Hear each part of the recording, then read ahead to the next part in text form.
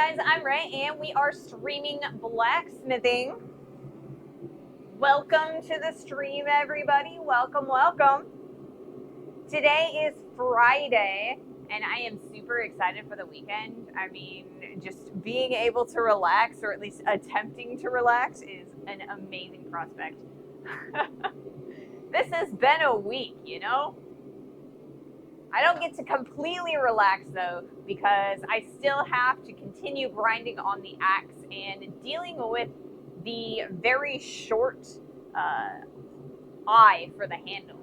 So we're gonna do a little bit of that. Today we are continuing to work on our raising stake, which is a tool that looks very similar to this guy right here.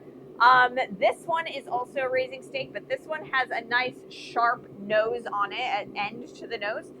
The one that we are making has a bulbous nose, that it's round all the way on the end. And that is going to allow us to make better and deeper bowls and concave shapes from flat sheet. So I already have the forge going because I wanted to make sure that we get the material nice and hot as soon as possible. I know people who raise steak taste pretty good. I mean, there's a lot of people who raise steak in Texas and some of the plains states, you know. So like I said, I already have a brand new propane tank going and powering the forge, but I wanted to take a moment to thank our propane sponsor. So this week's propane sponsor, or I guess next week's propane sponsor, because you know we're going to be using it for a good chunk of next week as well, is Mahalo. So thank you so much, Mahalo. Mahalo donated $25 to my KoFi. Mahalo donated $25 to my KoFi to support our stream and to help me buy propane. If you guys would like to sponsor a propane tank, you can go to my KoFi, which is at the bottom of the channel page, or in the description on YouTube. So thank you so much, Mahalo, for sponsoring a propane tank. We have an ad coming up in about a minute or so that's all right. We're still heating up the material. In the meantime, I guess I'm just waiting around until the ad is finished, because I mean, I've got a few other things that I need to talk about on today's stream, or you know, as far as housekeeping goes, but I don't want to get cut off by the ad, so we're gonna wait for that to finish, and then we will continue.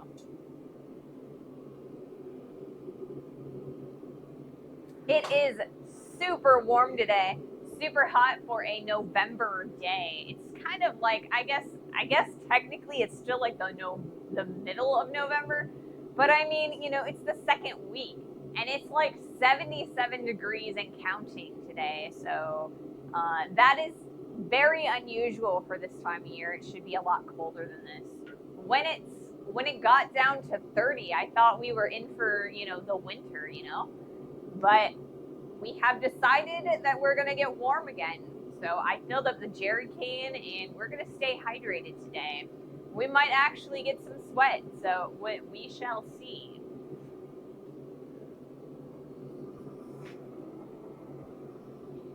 Looks like the piece of steel is getting nice and warm.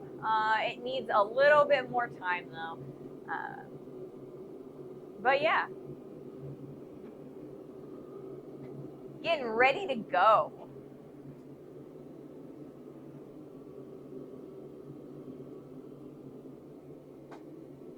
Man, my water tastes a little bit on the cooler side. It's normally I just get it from the filter on the tap, and so it's not always like the coldest. And today it's tasting pretty cold, so that's kind of, it's not bad. It kind of doesn't surprise me though, because this morning when I took my shower, I turned on the hot water full blast and I didn't even turn on the cold water at all. And the shower was still cold. I'm not sure if it was because it was colder this morning in the area, so I'm not sure if the water, because the water's pretty far, or the heater is pretty far away from the shower. So maybe it was getting cold, maybe the butler took a shower before me and it just didn't have enough heat in the hot water heater, but I feel like I took a cold shower today. I'll have to take a look at it and make sure that it's heating up the water properly. Goodness gracious. But it's all right, because a cold shower does a body good, right? Okay, so the ad is done. What was I going to talk about? Dang it, I forgot what I was going to talk about. So yesterday I was able to get a P.O. box, and so I do have a P.O. box number, so if you would like that address for that P.O. box, please message me about that. Usually Discord is probably the easiest, the place that I check the most frequently, but comment sections on TikTok, YouTube, and on Twitch oftentimes are pretty, you'll pretty much catch me. I don't want to just put that out there for anybody to get a hold of, because I don't want to be inundated with spam mail, just junk letters and stuff. Do you prefer drinking ice cold water or closer to room temperature? I enjoy drinking a water that's cold, and refrigerated, but I hate ice. I don't mind ice that you make in an ice tray as long as you're washing your ice trays. But when I used to work in the restaurant industry for a really, really long time, and just watching what happens to the ice makers at restaurants, I prefer not to eat or to get ice in my drinks out of the house. So I've gotten used to, just colder than lukewarm temperature liquids. I'm not gonna tell you what I saw because I don't want to ruin it for you guys, but for me, I just can't. What was the next thing on my agenda? So I've been talking a lot about my van and how we've kind of converted it into a camper. And I keep saying that I'm going to do a full tour and as a shorter, a video. But I have a huge backlog of videos that I have to get through and post up onto YouTube. But if I post more than one video a week, I am afraid that I will eventually run out of videos and I just won't be able to keep up. So we're going to stick to the one video schedule. But I did actually take a picture and post it in the pictures on Discord, so you can kind of see what I talk about a little bit. Hey, Sandwich, good evening. Welcome to the stream. So in the picture is the bed. It's like the white fluffy bed. Then there is a glass top desk, which we have put a body pillow behind so that as the vehicle moves, it doesn't smack into the bracing on the wall. So that's why there's like a weird blob behind the desk. And then there is a shelf and a cat litter box on top of the shelf. It's just there for storage more than it's going to be used up there. We're gonna, take it down so that I don't have cat litter flying all over the place, because my cat is like awful about burying things. There's a giant disaster all around the cat litter box that I have to clean up all the time. I don't use ice because it waters down my drinks, but now I'm curious. I hope it's not one of those hot dog making type horrors. Like I said, I'm not going to explain it. I'm just not, because, like I said, I don't want to ruin it for people. You can look up what it might be. It's like on the internet plenty, you know. So I just, you know, I if you want to ruin it for yourselves, that's cool. I just don't want to do that.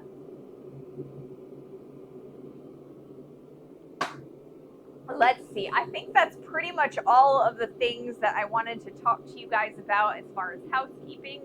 So now I guess I just get to talk, answering all your questions and stuff. I do need to actually make a point, guys, to talk a little bit more about blacksmithing and like blacksmithing tips, because yesterday I made the batch of shorts that we'll play next week, and it was like pulling teeth finding good quotes and things within the stream to like use. So some of them this week are a tiny bit like weak. So I want to get some good shorts, and so I need to remember to give you guys some interesting blacksmithing facts, or at least, you know, metalworking facts, so that I have stuff to post. Yeah. All right, let's take a look at our steel. We're looking pretty good. Your van seems like it's going to be a Swiss Army knife type vehicle.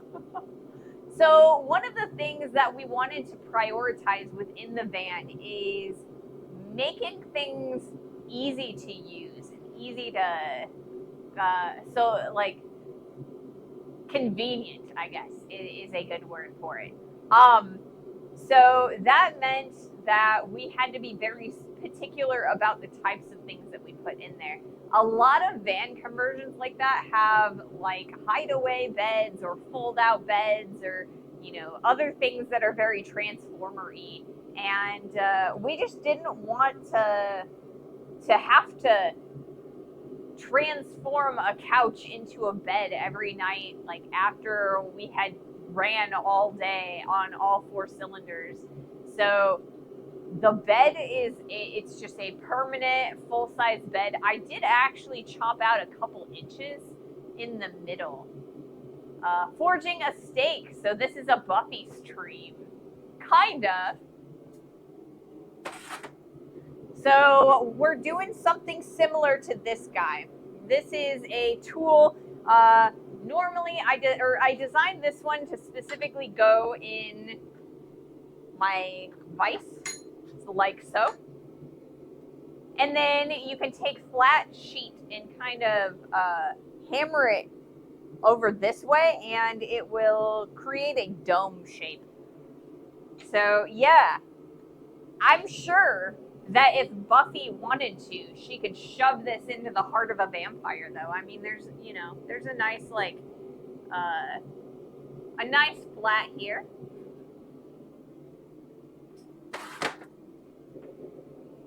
But yeah. So the design is this guy right here. So it's a little bit more bulbous at the one end. And that's because the sharp end on the other one kind of makes it really hard to get really deep shapes. So it's more for shallow concave domes as opposed to like something really curved. So we're going to be able to use both of those stakes when we're making like armor and vessels and things. So can in a forge create a dome shape and also kill vampires? Something like that, yeah. I mean, we've got this nice like little wedge here. You might just be able to shove it in between some ribs. For, you know, against a vampire specifically, you know, if your life is in danger. I just scored a new source of scrap steel, stainless and aluminum sheet metal today. Might have to do some learning about working with aluminum. Sounds like fun. So much fun, Corwin. Hey, Ping, welcome. Welcome to the stream. All right. I'm going to actually do our first heat. Oh, before I do that, though, what I'm going to tell you is that, or I do have to move the piston down. However, I turned the bottom die 180 degrees. So I have combo dies, which means I have a flat die and I have a round die. And normally I have it's set up so the 2 round dies meet and the 2 flats meet. Well, this time I want to draw out one side and flatten the other. So I've turned them so they're opposite. This way, I will be able to kind of keep the top, this area right here, flat, and then I'll be able to draw out a neck section. Wedge Antilles. So we will be enjoying Star Wars. Maybe.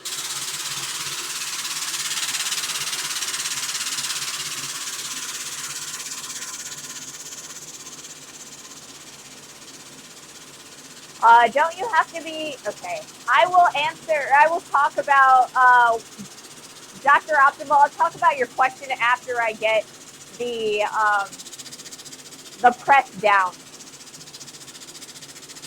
I got a comment on YouTube today about how I need to be careful about you guys not being able to hear me when I have the machining going.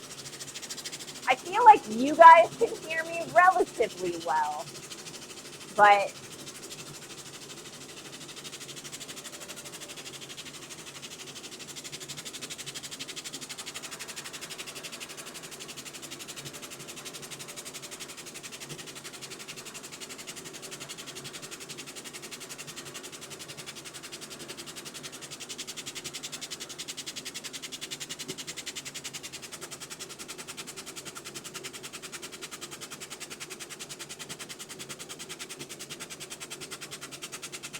oh, I'm an idiot. I forgot to turn on.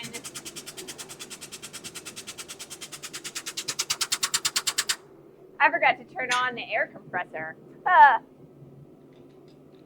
Okay. So I'm going to answer the question about stainless steel first. I've never had a problem hearing you. You sound like you're shouting, but we can hear you fine. Well, see, I shout because I can't hear myself. So that's kind of just how it is. Okay. Dr. Optimal says, don't you have to be careful with stainless? I thought that gives off some bad chemicals if you heat it. So there are certain alloys of stainless steel that have high concentrations of chrome and zinc inside of them. And in those particular alloys, that's kind of the thing that keeps the corrosion away. And those with high concentrations of either of those chemicals can create some noxious gases and nasty things that you don't want to forge. However, there are plenty of other alloys of stainless that are very forgeable, very nice to work with. It is harder to work with than mild steel or even high carbon steel, because the chemical, or like the composition, makes the material a little bit harder than your regular carbon steels, like corrosive steels. So, and they also do not hold heat very well.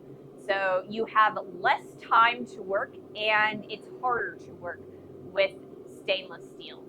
So I hope that understands, or I hope that makes sense. Your package is in the mail. Ooh, thank you so much, Knots. I'm super excited to get it. Let me plug in the press real fast as I trip over my stuff. There we go. I had the drill plugged in earlier, I guess yesterday, because I cleaned off the hairpin that we made. 304 stainless is often used for forging if you don't need high carbon content. Yes. It makes really, really good knife steel. A lot of people will use that for material elimination knives. So when you're just grinding and doing the bezels.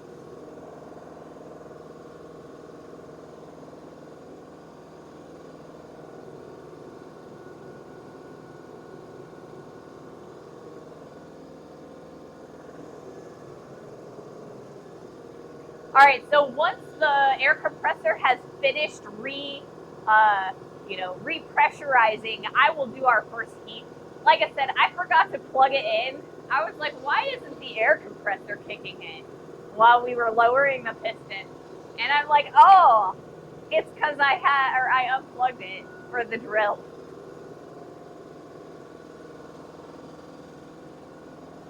If you give me just a second, I will be right back. I am going to grab the hair tie, or I guess not the hair tie. I have the hair tie in my hair already. The hair pin that we made. So I spent a little bit more time on these guys. So they're both a little bit rounder and a little bit better shaped.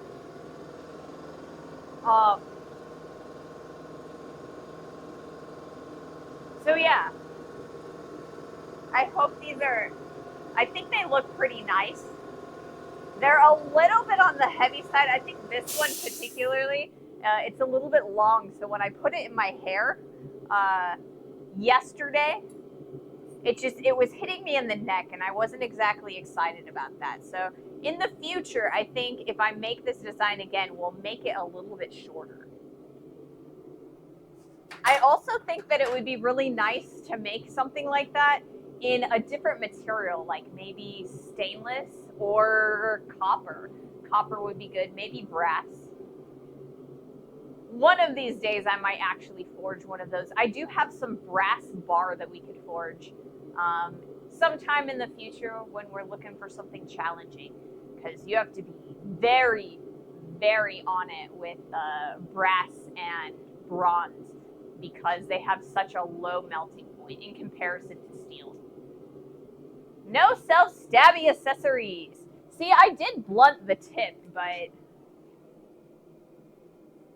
it was cold and it's kind of, long. So anytime I turned my head, it was kind of, I could feel it. I could feel it. All right, let's see how this goes.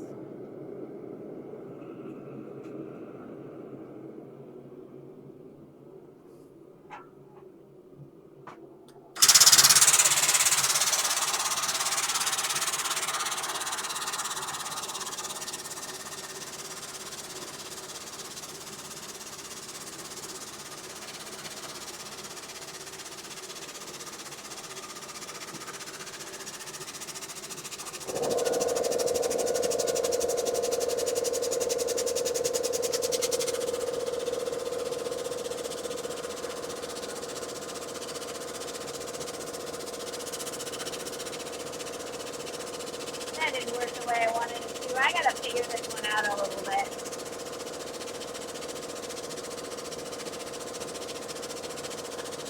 First heat's always a little bit on the iffy side. There it goes. That's better.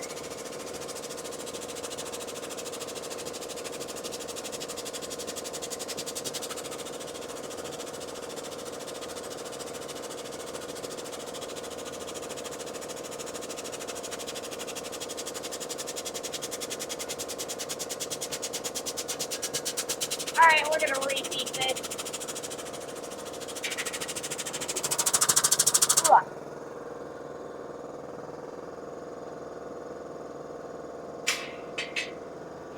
To make sure everything's nice and hot and stuff.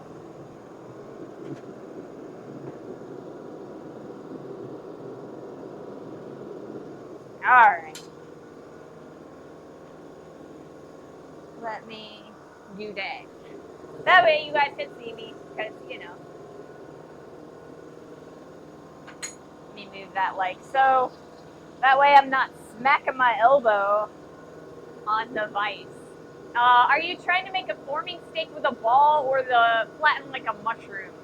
A ball at the end. Not really like a bulbous all the way ball, I guess. More like a round circle with flat edges. So if you were to look at it from the top view, it would just be a flat like line. So you can kind of,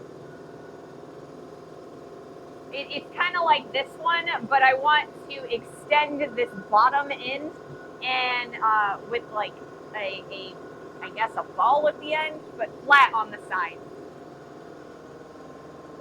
Yes, like a big bottom fuller. So right now I've isolated a giant chunk at the end, right? And it still has the corners on it, and we'll get rid of those eventually. We will upset those back in. But for the moment, I just want to leave a nice chunk for that at the end. And then we're gonna draw out the rest, like we're gonna give ourselves a neck. And then in that center area, when I'm happy with that neck, we'll leave a little section that we can put, I'm gonna call it a hardy or a stem. And then when we're happy with that length, then we will start drawing out the opposite side. And I think that it's gonna be a little bit on the longer side than I want it to be. So we might end up cutting off the end. So yeah, it's kind of like a bottom fuller in that it's just round all the way. So it's just gonna complete the circle. But that also, it allows us to make a fully rounded, concave vessel shape. Right now, that steak that I currently have tends to do, it's very good for things like frying pans where you're just trying to bring up a lip and you want a really flat bottom, or you want a very shallow bowl. But if I give myself a more bulbous end, it will allow me to bring it around further, and it makes it deeper, if that makes sense.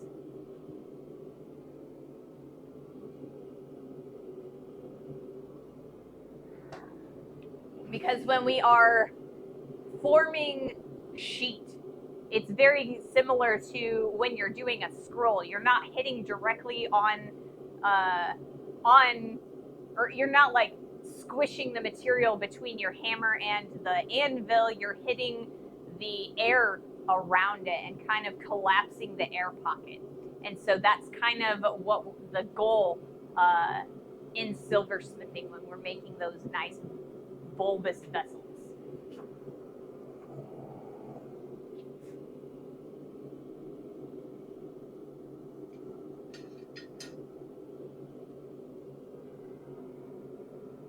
I'm super excited about doing some silversmithing-esque projects. It's a little bit easier to do them with copper and brass, and I do have some copper and brass sheet that we're probably going to use at some point. But the first few, I think we're going to do steel so that I can, kind of use the forge. We'll probably take the bottom bricks out just because then I will be able to use a bigger disc. And we're not really trying to heat the entire disc all at once. We're kind of trying to heat little sections of the disc at any given time. It's very similar to making a frying pan. Well, I mean, it is like making a frying pan. We're just trying to make a deeper bowl shape. A deeper frying pan, like a wok. Something like that.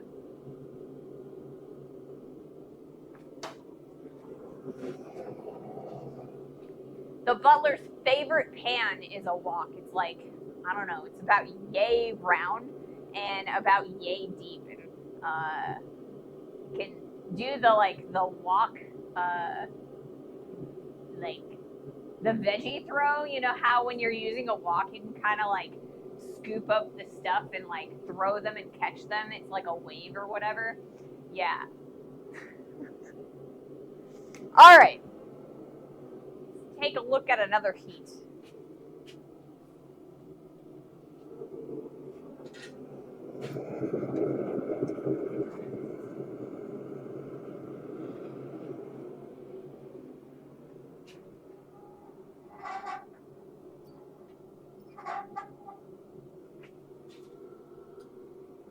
I situated in here a little bit before I turn on the press. It might help me a little bit.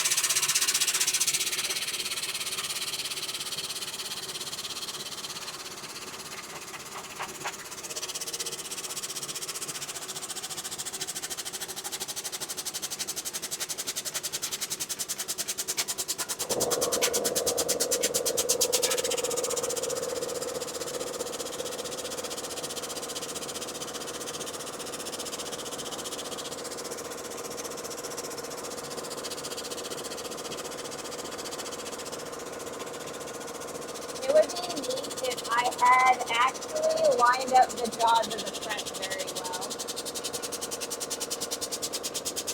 So after this heat, what we're going to do is reline up the jaws.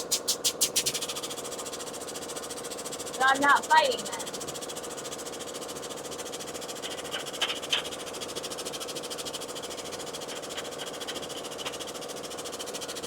Yeah, that's what we're going to do.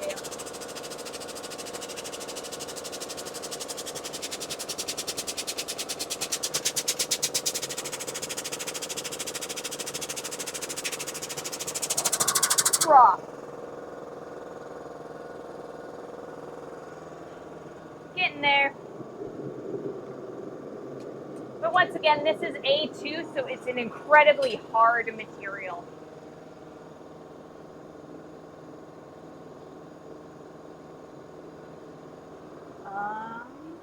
Are you having to use much force to turn that wrench on the to lower the press? Not really. I kind of have an idea in my head of making a foot control so you can use both hands on the steel or whatever. I attempted to do that at one point. It just didn't work out the way I wanted it to.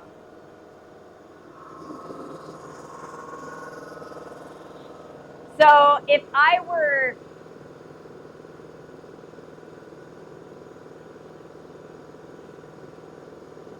So the way my press works is I have a little like, did I actually, I didn't. I thought I hit the right button and I didn't. I apologize for that. So I have a little valve over here that I have to squeeze, and there's like a little loop that I put over and it keeps that piece squeezed, right? So that would make a perfect foot pedal, right? Except for the fact that in order to get the thing to go up, I would have to open this valve, right? So unfortunately, because the in and out valve, or I guess the release, is right here, it makes it challenging to have a foot pedal for this particular design of press, which is part of the reason why your log splitter press is better than this press. Because I did look into doing a foot pedal for this guy, but it was extra effort that I just, it didn't, or I guess it wasn't extra effort, it was extra tubing, and it didn't do anything. I still needed to use the little lever. All right, like I said, I'm gonna move the bottom die, because it's easier to move the bottom die.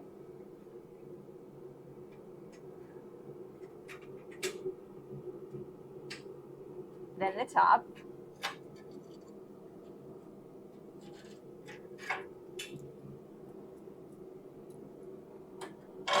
Yeah.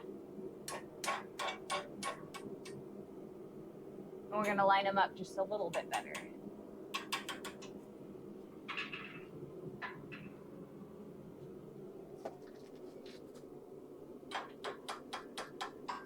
Okay. That's much better.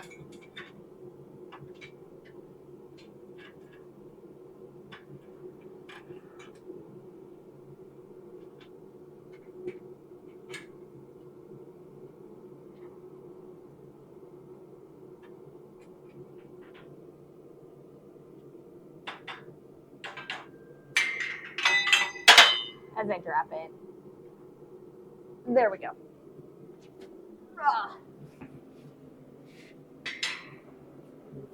If that wrench were permanently attached to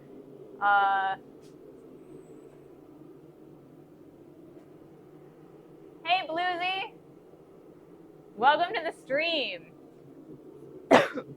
If that wrench were permanently attached to the release valve, a kick drum pedal could be rigged up with a rod connected to raise and lower it.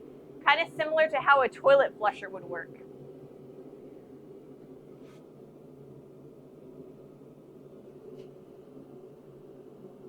That would work theoretically, but I would have to have a spring return because it does take effort to push it up. So, yeah, I would have to have a really strong spring to pull it up. I mean, like I said, this isn't the most efficient, nor is it the best design. If I had waited an extra 6 months, I would have had a much better design that I could have worked with out of a log splitter. And, you know, I just haven't had the funding or the ability to change out the press yet. I think it used to be that way too. You would want to turn the jack around so the valve was in the back. Yeah, you definitely would.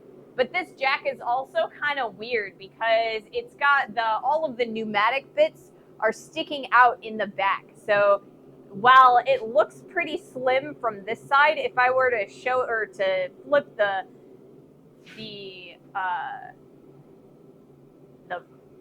bottle jack 90 degrees, you've got an extra like 4 to 6 inches hanging out the back for the pneumatic bit. So that would be sticking in the front if we switched it around so that the valve was in the back. It's possible. I just don't know how efficient it would be. But I appreciate the suggestion. I'll think about it.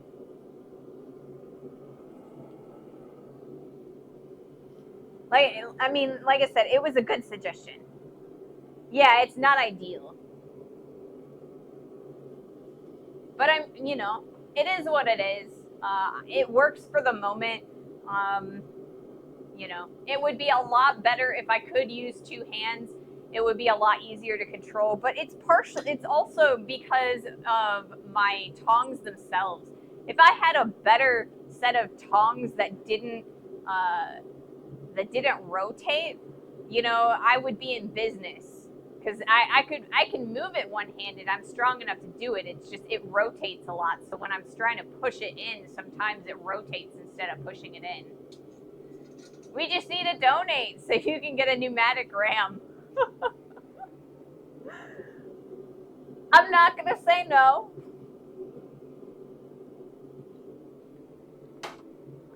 Eventually, we'll start making some good ad revenue and maybe get some corporate donors, and we'll upgrade things as we have the ability to do so. But I mean, right now we're getting enough to support the propane for a couple weeks every month. So that's really, really awesome.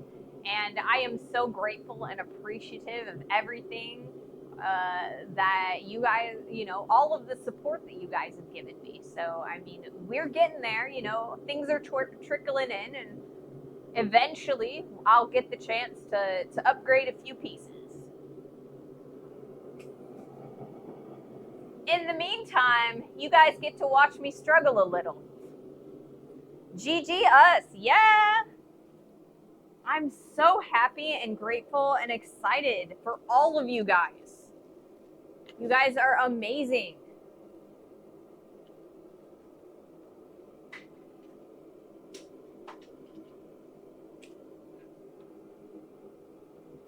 All right.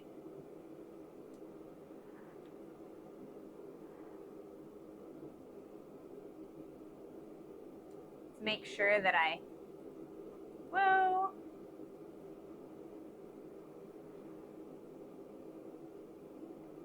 Haha. Changing the view on the camera because we're starting to actually make some progress.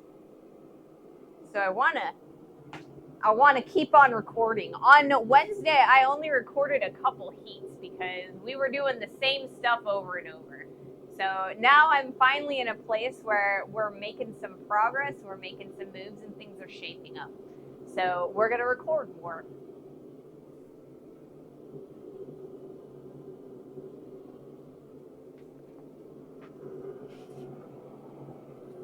So yeah, there's a lot of things that in the future when stuff starts to happen that I would love.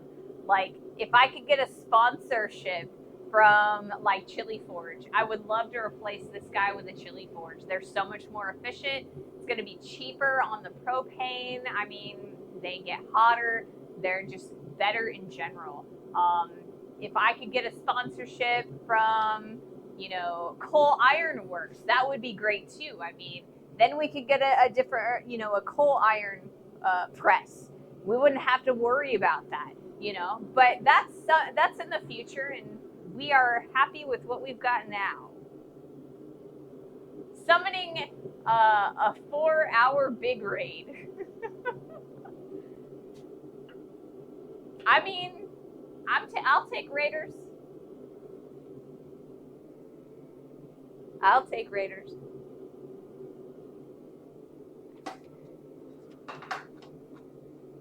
But yeah, it's like none of this stuff is like, you don't need any of the big machinery, any of the really good stuff. I mean, you can forge with a little bit of stuff, right? As long as you have something to hammer with, you know, like a hammer, you know, even a $5 hammer or whatever, a recycle one from hardware store, whatever, you know, something to hammer against, you know, just a big old block of steel of any, you know, any size, and something to heat with. If that is a charcoal powered, propane powered, or coal or coke powered, you know, as long as you've got something to heat it, you know. And then something to forge. That's all you really need. Everything else is, you know, it's extra. It's the sprinkles on top. So regardless of how long it takes to get, you know, replacements for some of these pieces of equipment, we're going to be here. We're going to be forging. And we're going to be having fun. All right, let's do another heat.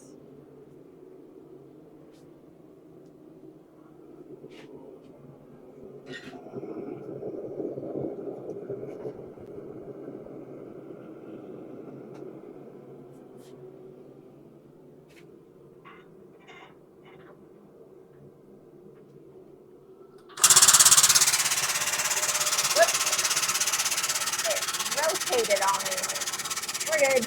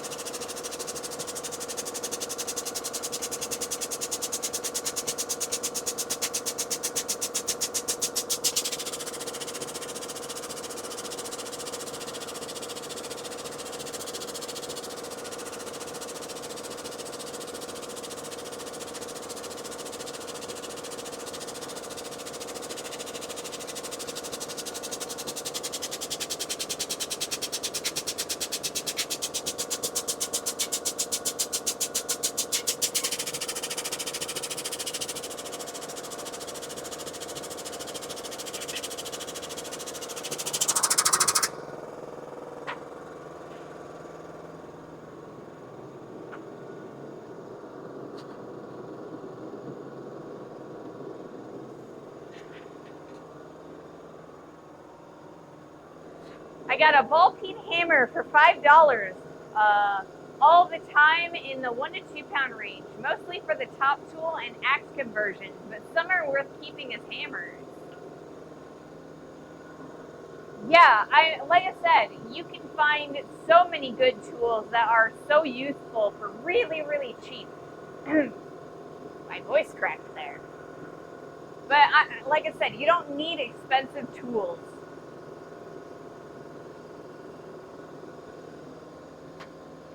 But they are so nice to have.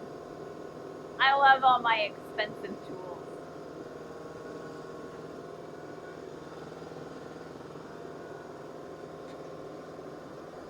Oh, goodness.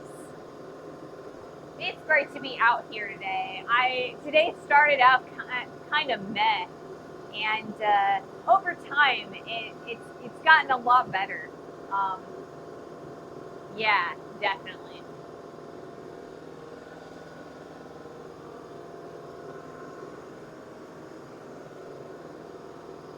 So, I think that I'm actually going to do, or I'm going to take the next heat at a 90-degree angle from the stock. We're starting to get a little bit of squish out, and I want to squish things back in. We're not going to be like really cranking on it. We're just trying to smooth it down a little bit, make it the sides really nice and even. I would do it on the anvil, but I don't think that I can do a hard enough hit with the amount of heat that I have. So we're going to do it on the press. We're going to be really careful.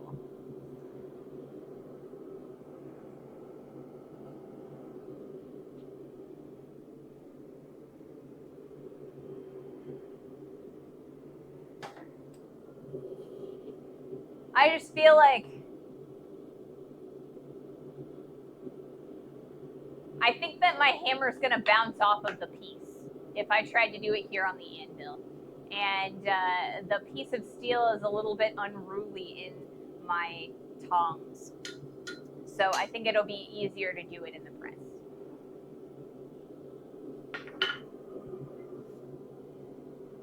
So I told you guys one of my plans for this weekend. Like I said, I'm going to be continuing working on our axe. Trying to ream out the eye of the axe because it's a little bit short, and continuing on the flat grinds, getting some dye or some sandpaper going up the grits.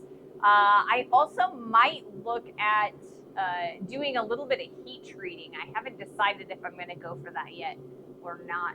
But that's kind of what my plan is this weekend. And then we probably will go out in the van and do some photography or videography.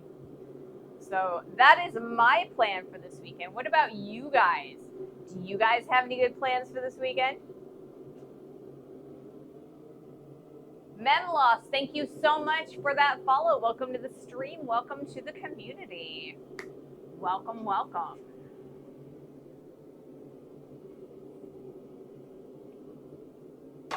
Let me take a look at my camera, make sure that it's okay. I've got plenty of time on this 30-minute clip.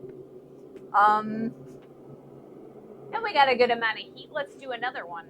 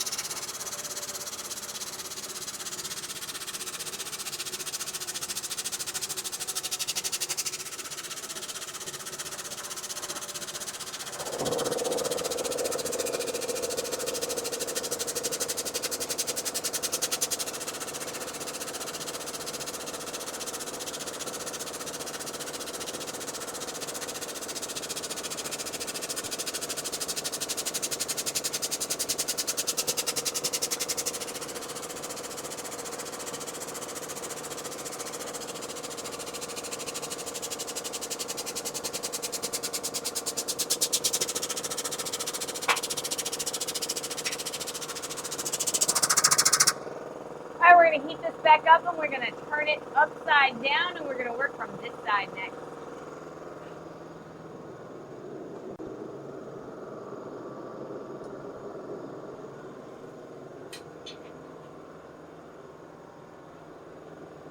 Wrestling shows, selling my stuff tomorrow, maybe some forging if I get the motivation to. That sounds like a fully packed weekend, Corwin, and also a lot of fun. I hope you do get the motivation to do a little bit of forging. You know, forging is so relaxing, but then it is also incredibly, or it can be incredibly tiring, especially if you have a whole bunch of other stuff that you are also doing.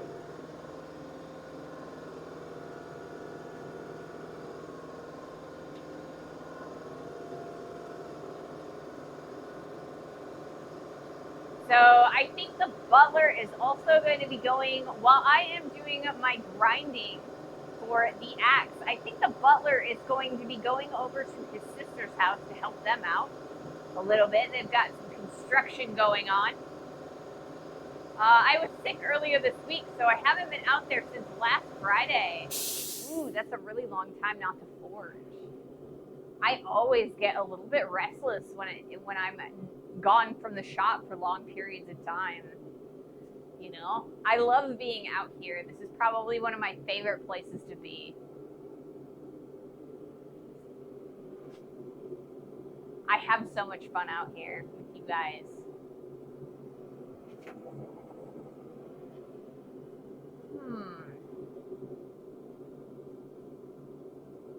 I told you guys earlier, earlier this week, that I am planning on Black Friday, which is the Friday after Thanksgiving in the United States. So I think this year it's the 28th.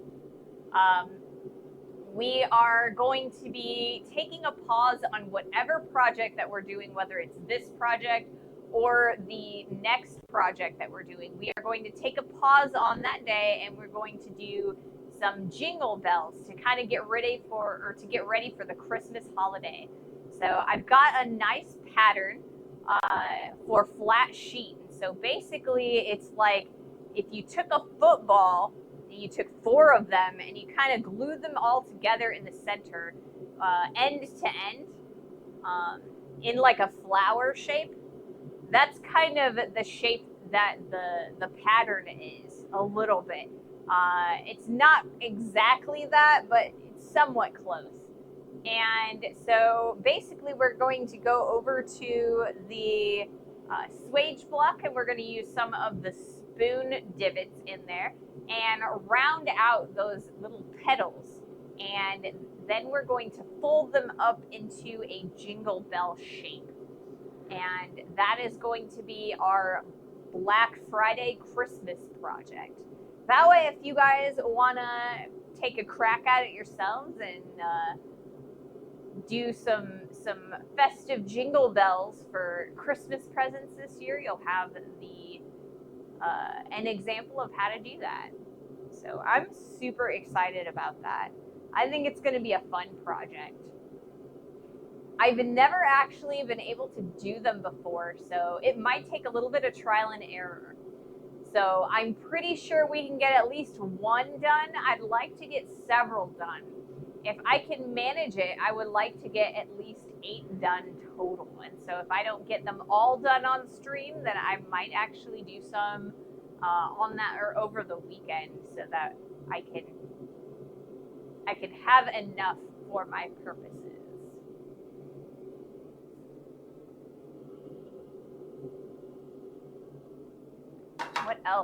What else are we doing? So like I said earlier this week, this project is probably going to take us about 3 weeks. That's probably about what I think it will. It might be a little bit shorter than that. I'm kind of overestimating a little bit because this steel is really hard, and so it moves really slowly. But after that, our next project is going to be another hammer, and it's going to be a much smaller hammer. It's going to be less than a pound, and that's going to be a raising hammer. It is the companion to this raising stake. So there is a specific head shape for a raising hammer. It's a cross between a rounding hammer and a cross-peen hammer. So you have that nice dome shape, but it's more of an oval, you know, so it's similar to the cross-peen, but much wider. And that makes a wonderful raising hammer so that you can kind of create those curved shapes. Curved shapes that we're looking for.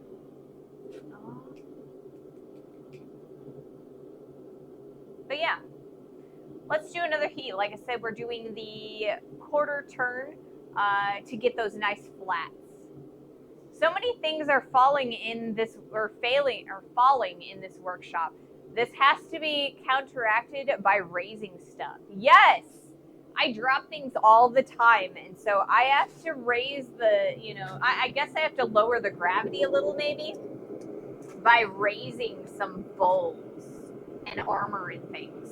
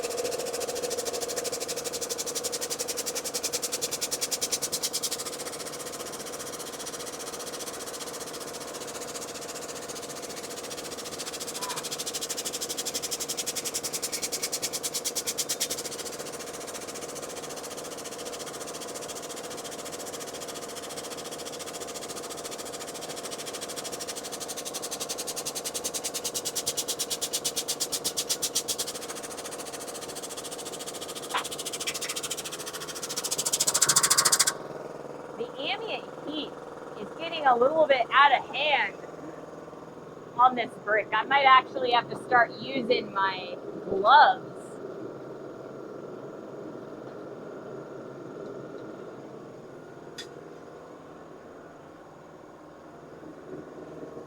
I can feel it.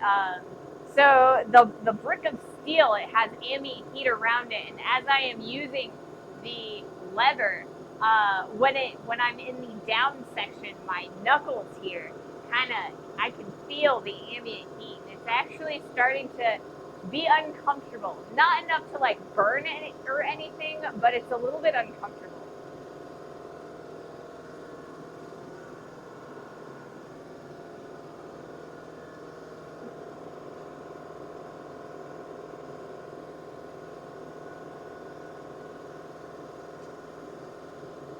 So yesterday I was playing with our hairpin that I showed you guys a little bit earlier, and I told the butler that that I had put it in my hair, and they asked me if it was really heavy, and I was like, it wasn't too bad, but I also spend most of my days like with headphones and safety glasses, so I have a lot of extra weight that I'm just used to having on my head. And so maybe it is heavy and I'm just used to that extra weight.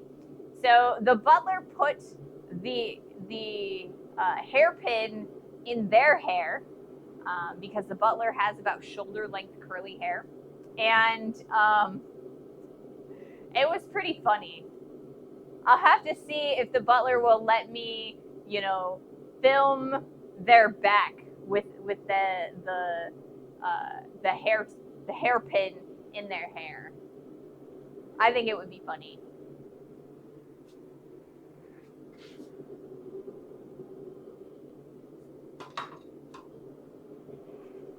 So I'm going through a lot of water today, which I anticipated. So today I actually filled my jerry can. I haven't been filling it over the past few weeks because it has been cooler.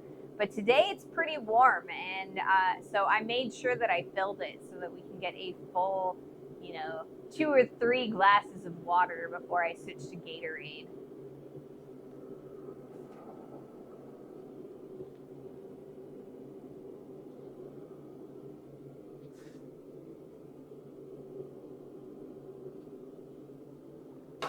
are large headphones you're wearing. No, headphones, dumbbells. I'm training my forged hairpins. Yeah. I gotta make sure that my neck is strong enough to, you know, wrap steel all over my head, you know? I don't know. Like I said earlier, I think the pin is a little bit long. It kind of impedes me turning my head sometimes. But I don't think that it's that heavy. I definitely think I could cut off the tip of it.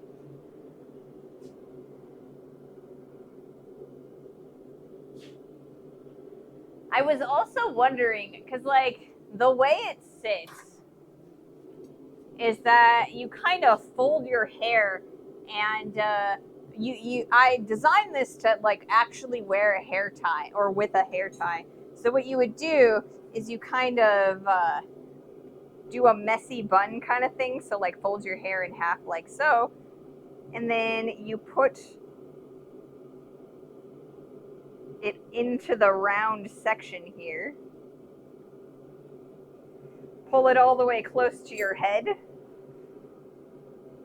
And then I guess I'll turn it this way. And then stick it through your hair tie like so. So like that, right? Then I was also like, what if I did it like a belt buckle?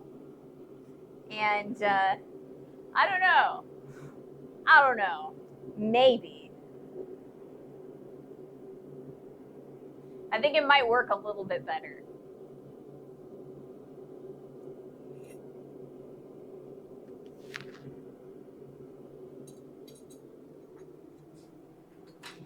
So I'll put that over there. So I'm not like, because like I said, it's the pin's a little bit long and it was kind of hitting me right there. It's dulled out, so it's not painful or anything, but it's kind of like if someone were to like tap you on the shoulder, but like just stick their finger on you and just like leave it there. That's kind of what it felt like. So we have an ad that's going to start in about a minute. Once that ad is over, we'll do our next heat on our piece. And we've been using this section over here. I think I'm going to turn it upside down, and we're gonna use this section over here for a little bit. And for that, it's going to be close enough that I'm going to want to use a glove. This is the wrong glove. I need the right glove. This is the left. For once in my life, I need a right-handed glove. That's so weird.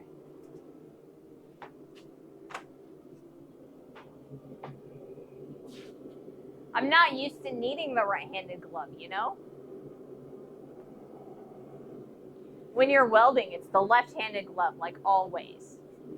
I keep intending to make my hairpins dull, but they keep ending up stabby. Well, you'll have to pay attention. You can always chop them off with like an angle grinder and then grind them back so that they're a little bit less sharp. Oh, I finally have you in vertical Twitch. That's exciting. So I will have to be, let me know, Bluesy, let me know if in vertical Twitch, if it looks weird when I do the inset. Because in some of the insets, in some of the automatic like clipping that I've seen with the vertical, you can kind of, like they put the big on the top and then they put the inset on the bottom. And in the big screen, sometimes you can see little bits of the inset. So please let me know if it's weird like that so that I can kind of correct it. I guess I have self-defense in mind. You probably do. I mean, hat pins became illegal for a reason, right? Hey, Bubba. I will keep an eye on it. Awesome. Thank you.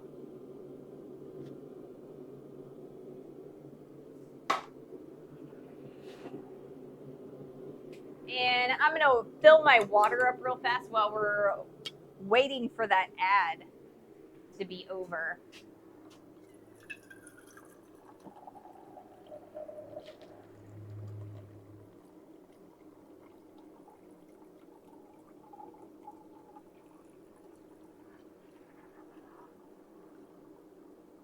Water, water everywhere.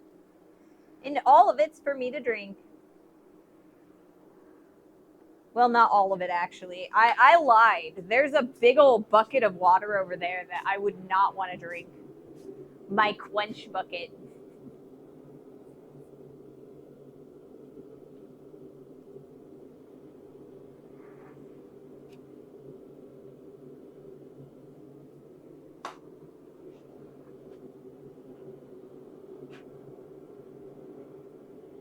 Putting that hairpin in my hair was a little bit of a mistake. Now my hair tie is a little, it's like just loose enough that it's pulling the like some of the top of my hair. It says, actually, I just keep trying to get my pins skinnier and lighter, and that naturally makes them the taper pointy. That's very true. But like I said, if you taper it all the way to like a really stabby point, just make sure that you leave yourself maybe like an extra inch that you can just cut off, and then you can blunt them out.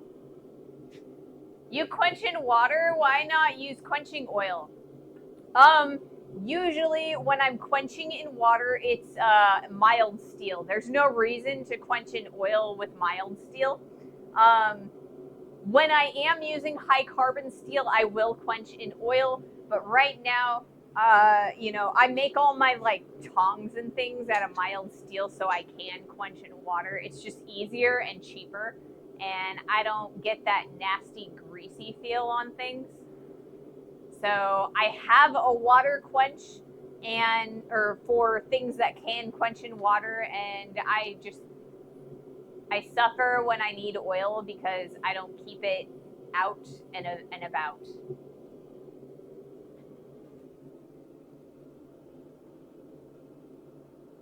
I understand. I quench in old motor oil. Yeah, I mean, if I were quenching in motor oil, it gets really uh, filthy, right? So I gotta clean off the motor oil, and it gets to be a bit much. So I use it when I need to, and only when I need to. But I am a farmer. I mean, it makes sense that you would quench in old motor oil. It makes sense. A lot of the stuff that you're, heating and hammering in is going to be high carbon steels. Because, it's like tractor parts, you know? So I totally get you. All right, let's do another heat.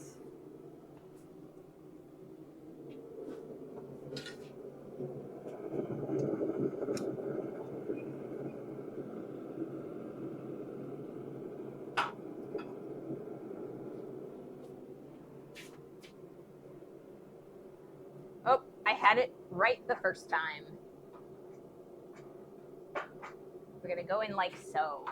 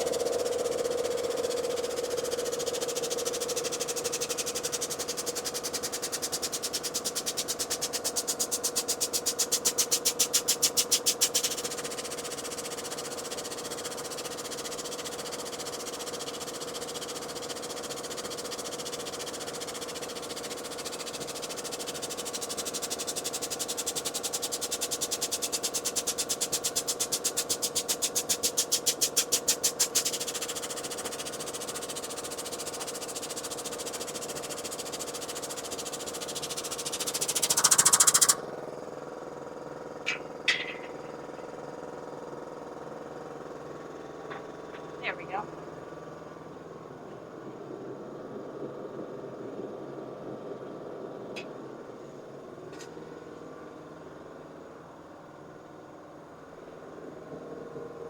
Hopefully that wasn't too weird looking in the vertical. I think I've finally gotten my insets small enough that I am able to get the vertical video just straight up. But it's been a while since I've looked at the vertical clips.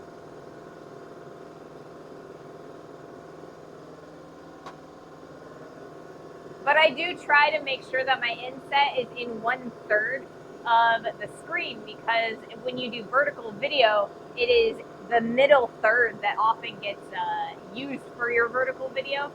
So that way, if I have 3 vertical like slots, then it makes it easier for me to make shorts.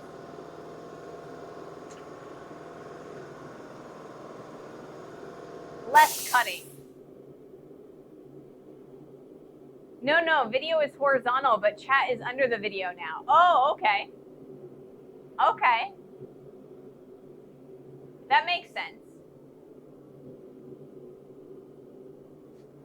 I wasn't sure because some of the auto clippers will, or like there's like these AI auto clippers that you can put your streams through, and what they'll do is they'll take your inset, they'll put it on the bottom, and then they'll put your game on the top, or whatever, whatever your main content is.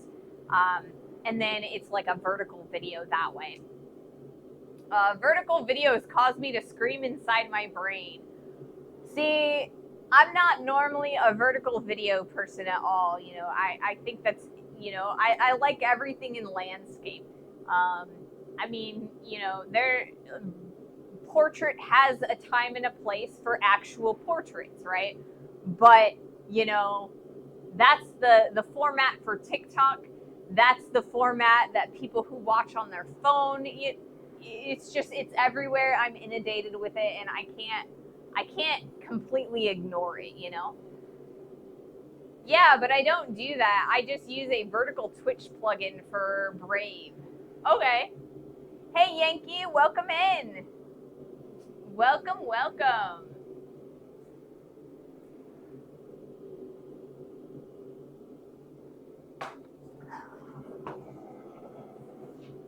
We are continuing to work on our steak today. And this is kind of what I mean by a steak. This is a tool. It's like a miniature anvil. It's a tool for creating concave domes out of sheet metal. So I have a piece of sheet copper right here, and I could use this tool to create a bowl form out of it. This one right here is it's got this like beak on the end, this like really flat section or end, I guess. And that makes it a little bit harder to get a very deep vessel.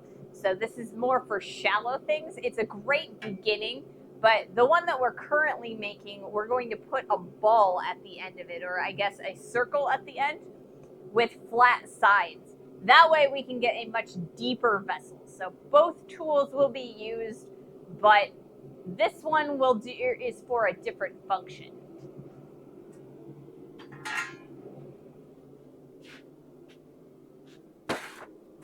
And I gotta dress that thing before we actually use it, because it's got a thin layer of surface rust that I gotta get off of. Otherwise, it's going to start stamping the rust pattern onto our sheet steel.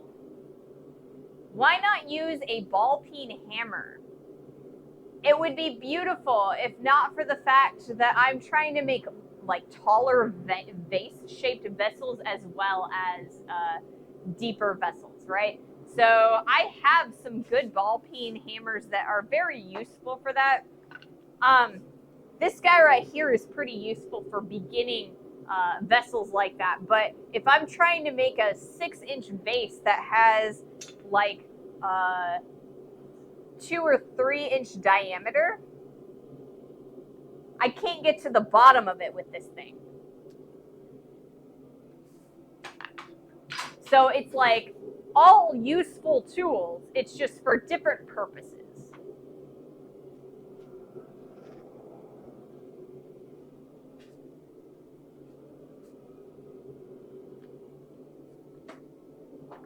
So yeah, the more tools I have, the more shapes I can make.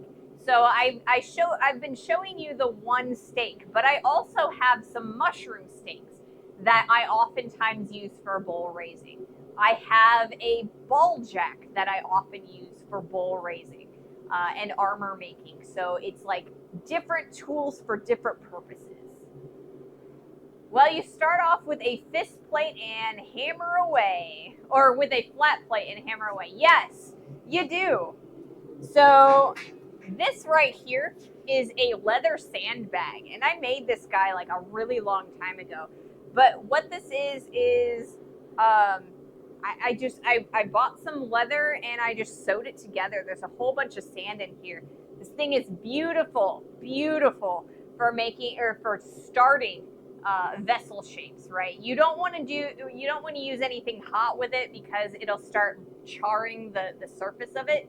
But if you're doing things like copper, brass, sterling silver, you start those cold and you anneal them, you heat them, and then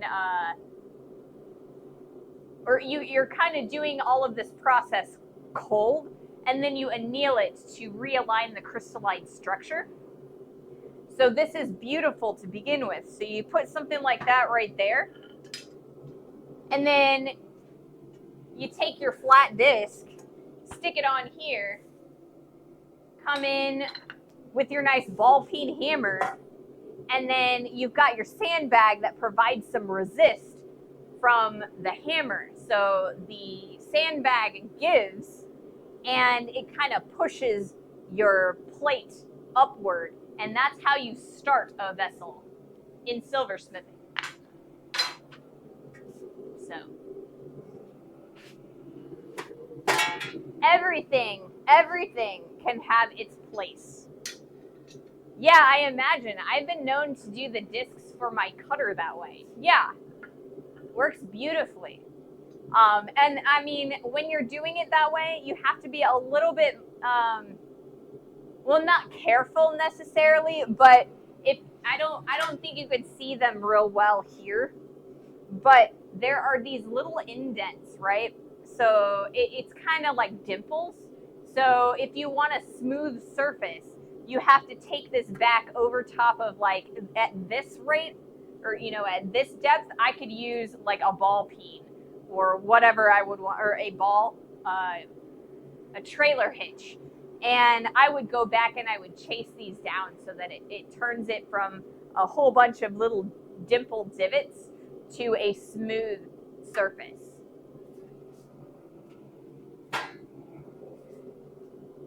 And I'll talk a little bit more about that when we actually start using the sheet, because there are two types of forming to create vessel shapes. You've got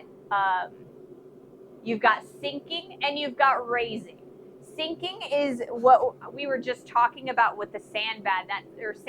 That's called sinking, right? Because you are pushing the material down in creating a concave, right?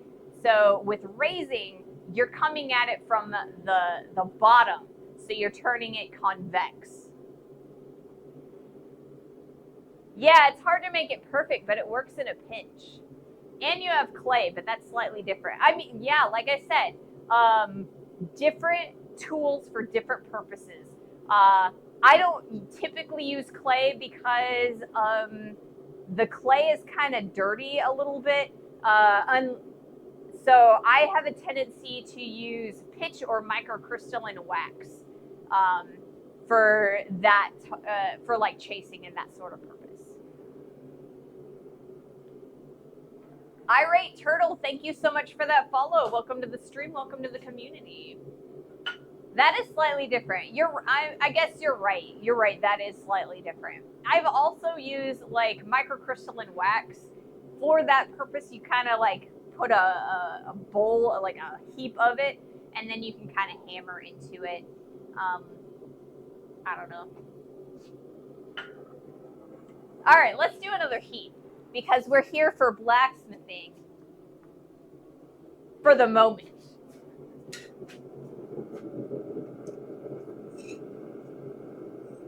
I'm getting all excited about raising and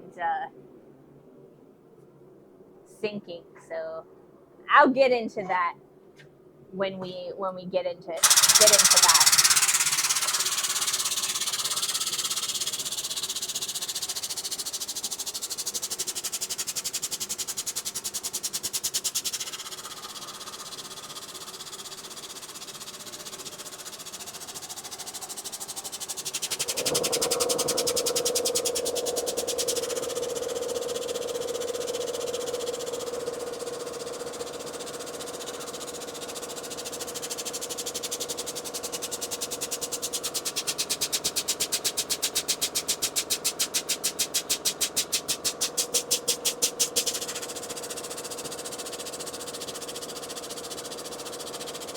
Ah, we'll do that later. We're gonna get some more heat. So I need to straighten out this section here. It's starting to pop up a little bit, or I guess it's not really starting to pop up. It is kind of popped up from when we were crushing with both of the half round dies. So what I need to do is flatten that out. And we need to continue squishing this section, this neck section, because we're still a little bit wide.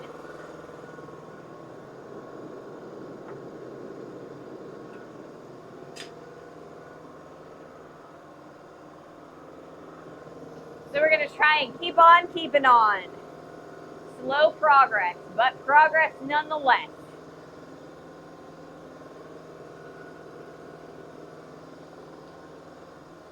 All right.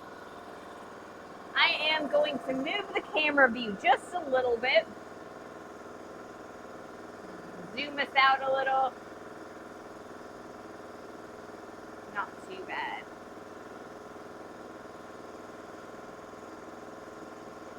But I do need a few shots that are a little further away.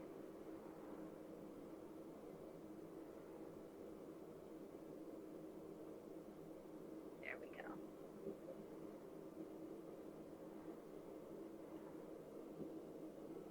Okie doke. I gotta remember to kind of move the camera around a little bit and make sure that I got a lot of different views of things.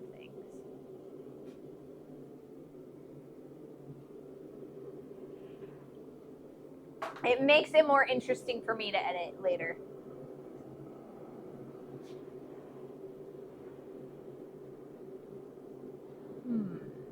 So what else can we talk about? There's a lot of stuff that we can talk about.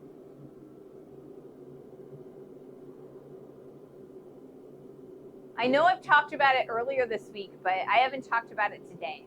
So when we are done with our next two tools, which is this raising stake and the hammer, when we're actually starting to do the doming, the raising projects,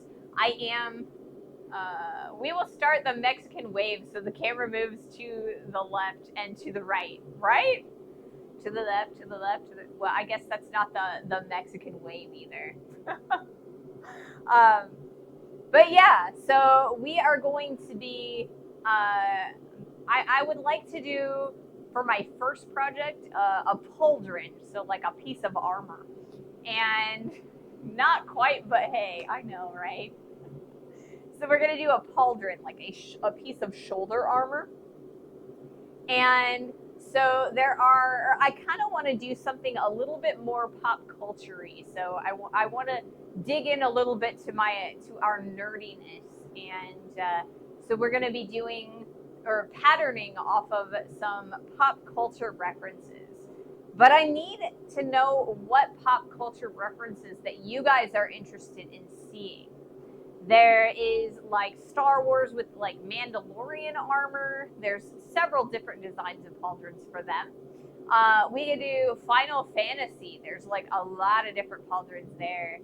Like Cloud Strife's pauldron would be really cool. Maybe Sephiroth from Final Fantasy VII. Some of the the ones from like Final Fantasy 14 are a little bit too fancy for what I'm trying to do. I think I want to keep it down to like 3 articulations if we do articulations. But I mean, there's any number of different like pop culture references that we could go with. Eventually I would like to do a full set of armor, but this is like a many years sort of project. We'll do a piece here, a piece there. Taking long or short or long breaks depending on how we're feeling in between them. So maybe 10 years down the road we'll have an entire set of armor, but it'll take that long. But yeah, I'm looking for suggestions. Are there any pop culture icons whose pauldron you would like to see me make? That's a question for Twitch, for YouTube, for, TikTok. Anybody got any suggestions? I would love to see them. Leave your comments in, or leave them in the comments.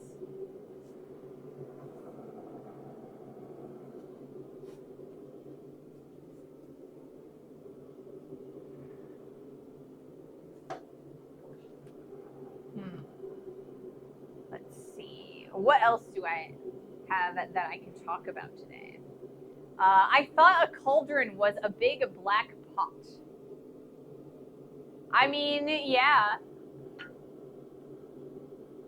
Typically, when I think of the word cauldron, I'm thinking about a witch's, a giant pot that you see in pictures in that witches have, you know, when they're making potions and things like that. But I mean, they also use them in like taverns for like giant vats of soup, and so they're not like, you know, limited to witches. I just feel like they're more iconic in the possession of witches. I misheard. I thought you said pauldron. I did say pauldron, like a piece of shoulder armor. So pauldron. So like in the Mandalorian, you've got that silver shoulder piece that has the long horn on it. The thing that looks kind of like a rhinoceros. It's not a cauldron, it's a pauldron as the shield version. Yes. Yeah. So, you know, it's a piece of shoulder armor. Never heard of it.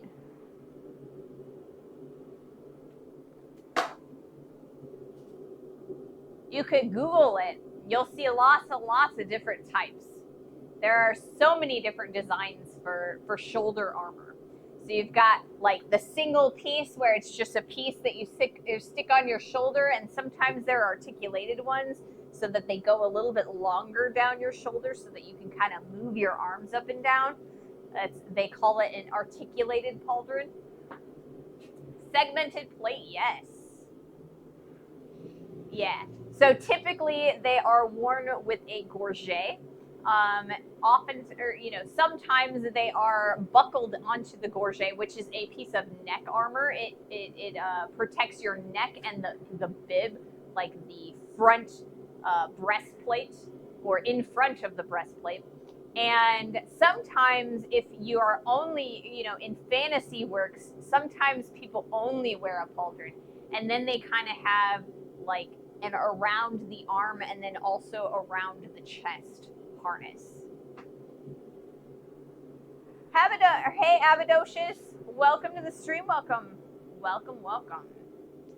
But yeah, so that's kind of what I'm thinking. But like I said, I'm looking for something that's a little bit associated with pop culture. It can totally be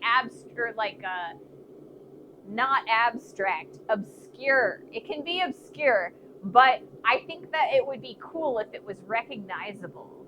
So I want to get a little bit of hype going. We will eventually make a few things that are, you know, more traditional, or, you know, just a little bit more artisanal.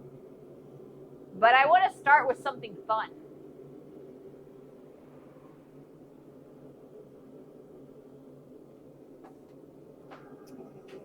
All right, let's do another heat.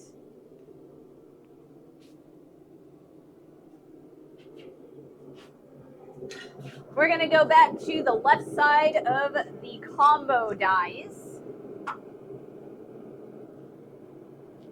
So we're going to flip everything upside down again.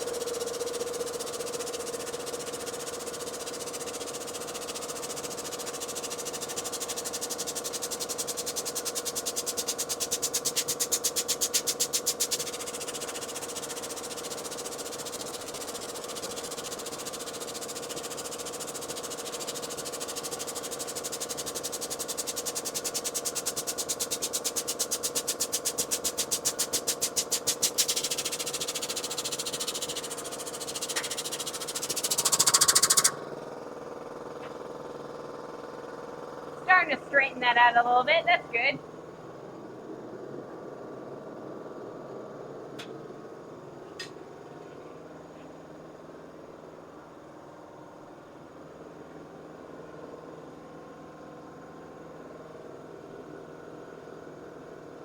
Armor is really cool with how customizable it is. Definitely. Hey, Lexi, welcome. Thanks for joining us.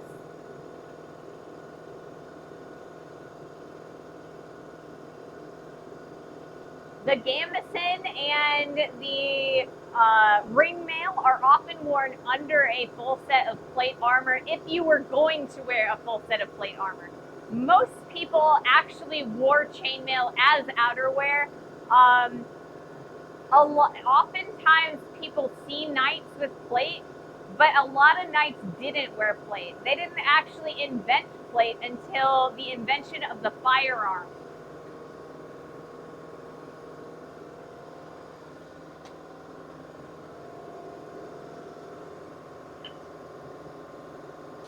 So historically speaking, there was a very, very short amount of time where full plate armor was actually worn. But that's my suggestion. I think I missed it. What was your suggestion?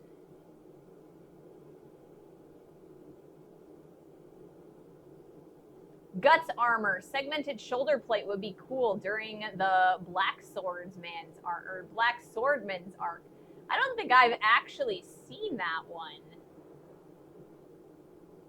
Usually Covania, but often they wore chainmail under it to protect them from the occasional stab or arrow. Whoops.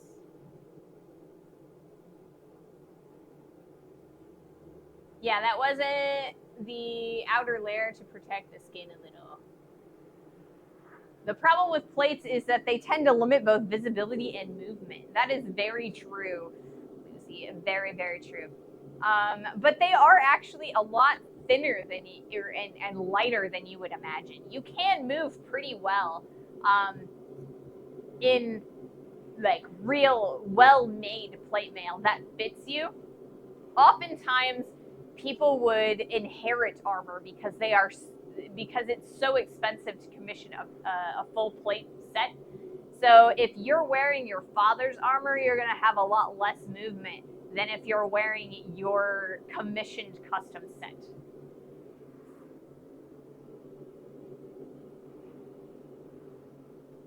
Visibility is limited. Yeah, I would say it's pretty limited. But you can do some fun tricks with it. You definitely can. See, I feel like the thing that's truly limiting about like a plate helmet is the hearing. It's hard to hear in one. And I can talk about that a little bit after the ad break as well, just to make sure everybody heard that. He heard that, and I was talking about how it limits your hearing.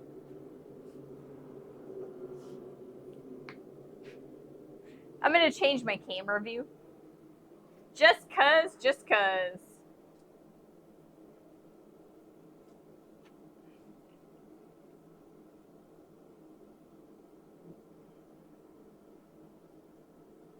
Okay.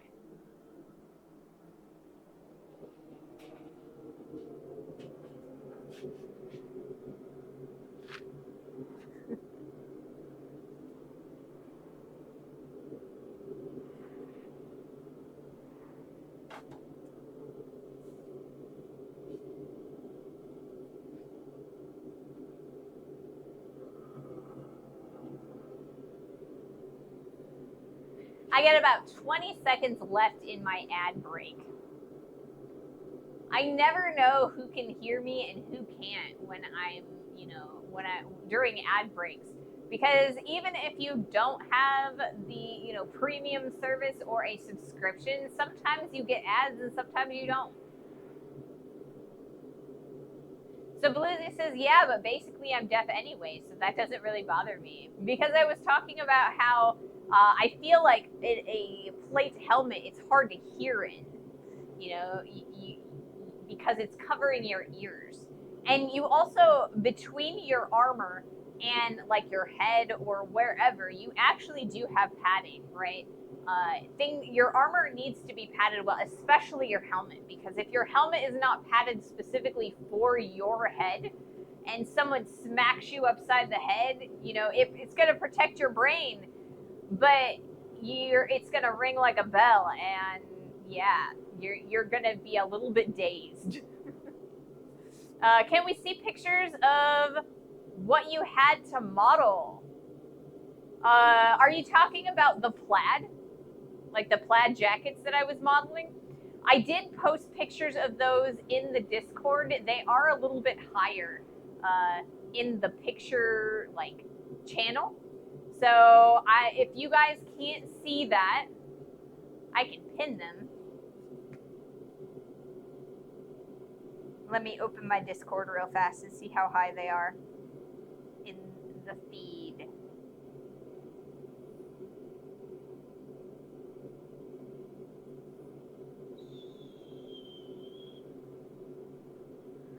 Besides, there's totally a whole bunch of pictures of the Aurora there. Ring my bombshell, ring my bell. I mean, yeah. When someone hits you, like, especially if you don't have a, properly padded helmet.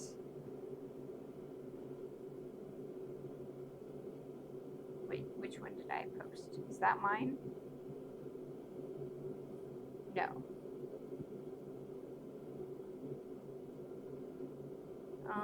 This one.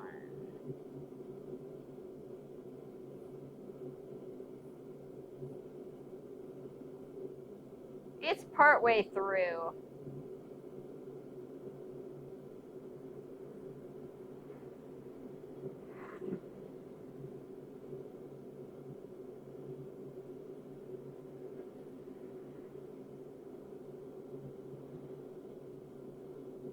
So at the bottom of the picture, I replied to it. So if you hit the attachment, it'll bring you back up there. What kind of air compressor setup do you use for the dihydraulic press? And Pat the Pineapple, thank you so much for that Prime subscription. Welcome to the stream. Welcome to the community.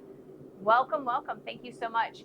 So I bought this guy like a million years ago, and I don't actually remember. I think it's a 270, like compressed air, like 2-cycle air compressor, and it barely works for this thing. It barely works. It is also convertible between 110 and 220 on the power cycle. Right now I have it on 110 because it's just easier for me to run it off that. And when I first bought it, I did not have a 220 in the shop, but I do have a 220 now, so I could convert it if I had to. I hope that answers your question.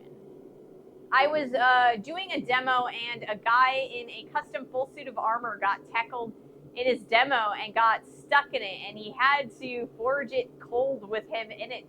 Oh, we had to forge it cold with him in it to get it off. Oh, wow. That would be scary. I'm sorry, what were you saying about the pictures in Discord? I was busy joining your Discord. So if you want to see my modeling debut, at the bottom of the photos tab in my Discord, I replied to myself, and if you click the link that it links above my reply, it'll take you up to the pictures. Then fix the arm piece so he can get it back on. I mean, yeah. Didn't you have a can opener? Wow. Wow.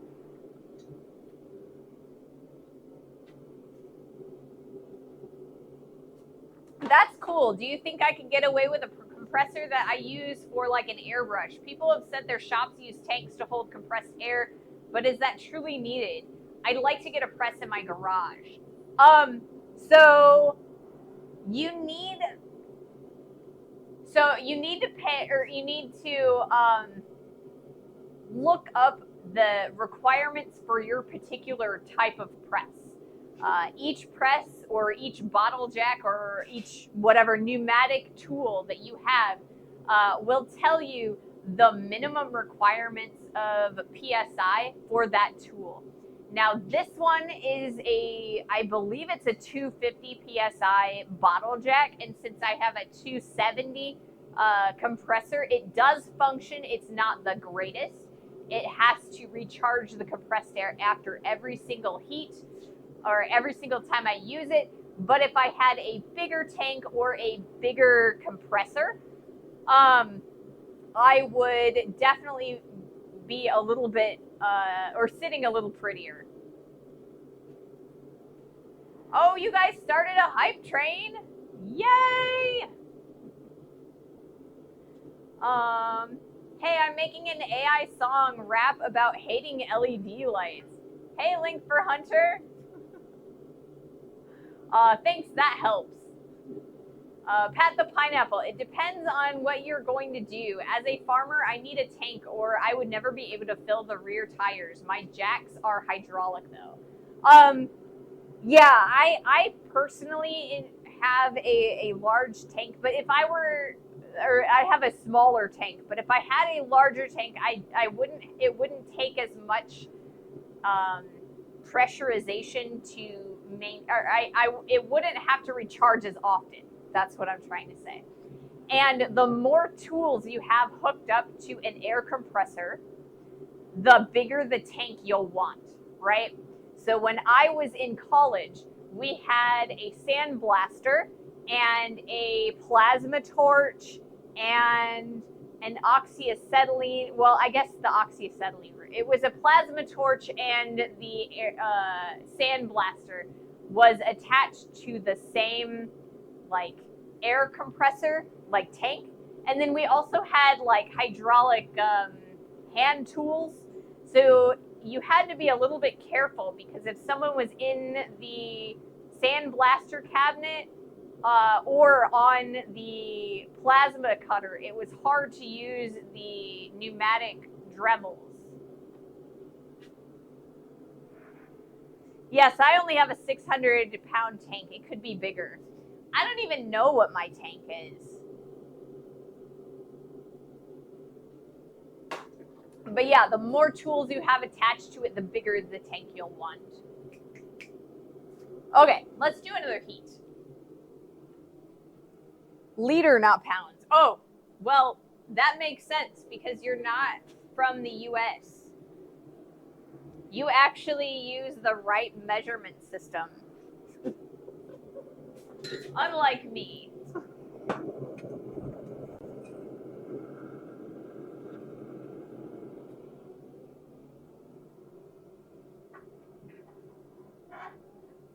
Ooh.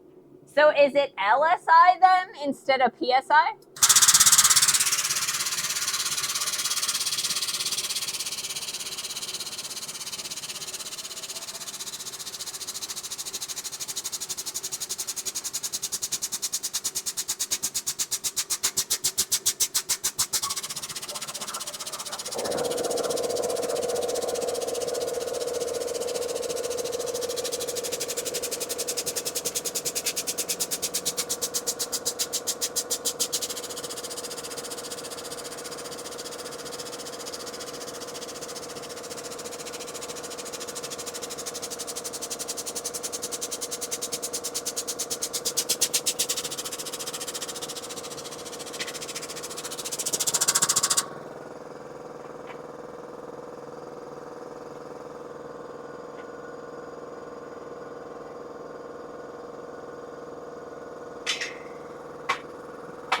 Back in the porch, and we're going to turn this 90 degrees. We've got a little bit of a poochie out right there, and I want to correct that.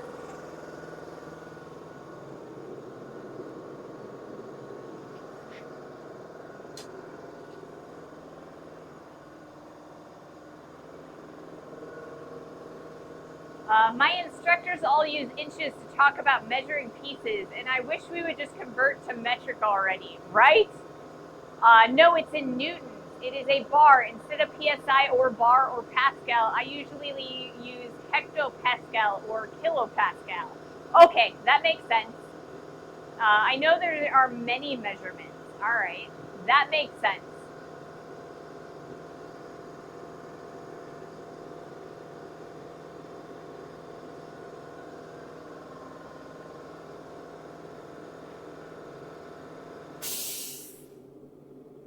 All right, I'm out of water again.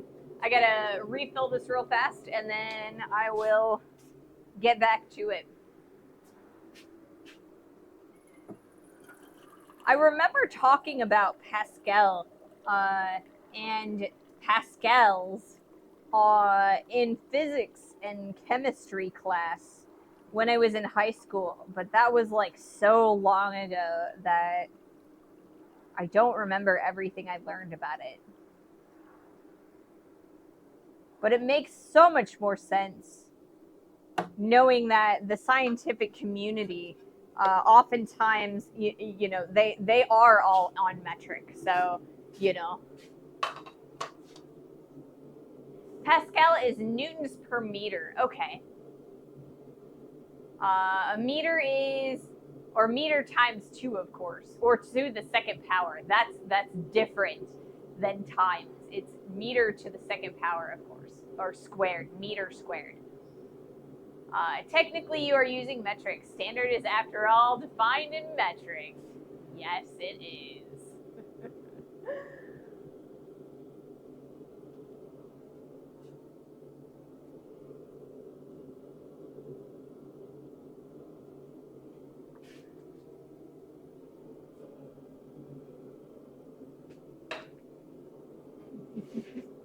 Ooh, I don't know why, but my back started itching for no reason. That's weird. But yeah, so I learned about that in science class when I was in high school. But you know, that was like I graduated in 2004, and I had chemistry when I was a sophomore, so that would have been like 02. So you know, it's been like 23 years or so.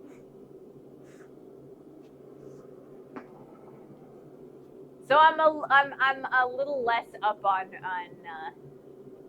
the metric uh, pressure, the metric pressure measurement.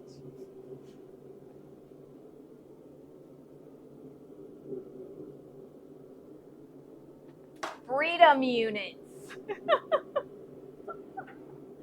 Yes, we are all about imperial standard here. I graduated in 1966. Wow. Wow.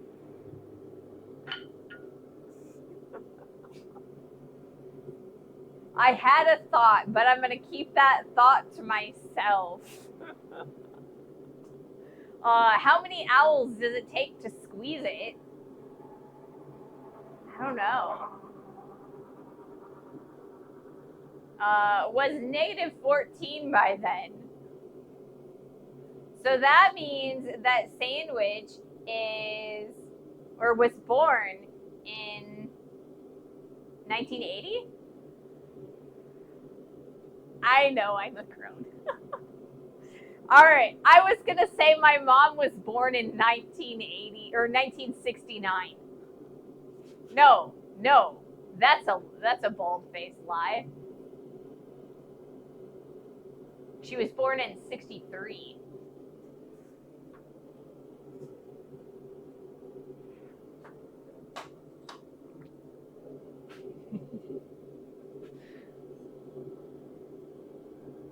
So yeah.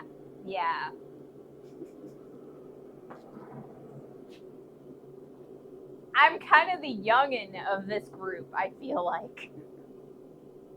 I'm retired and my mom was 10 in 1966.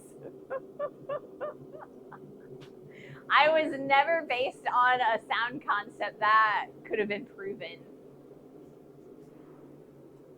Proof of concept. Yeah.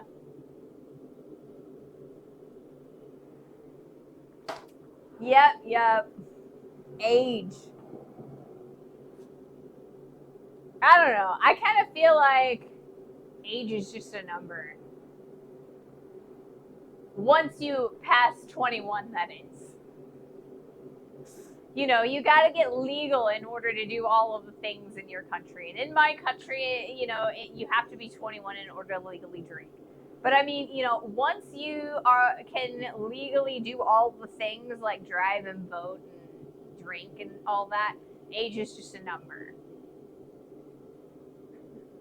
Ray might not have the biggest community on Twitch, but maybe the oldest. I don't know. Maybe? I mean, there's a lot of communities here on Twitch. I don't want to, like, you know, claim anything being the biggest, bestest, smallest, or whatever.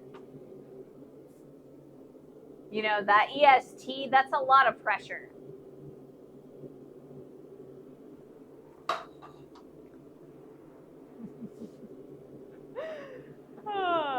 All right. I'm going to do another heat.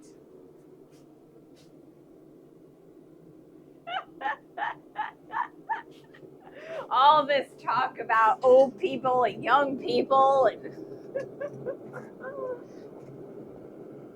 look what I started.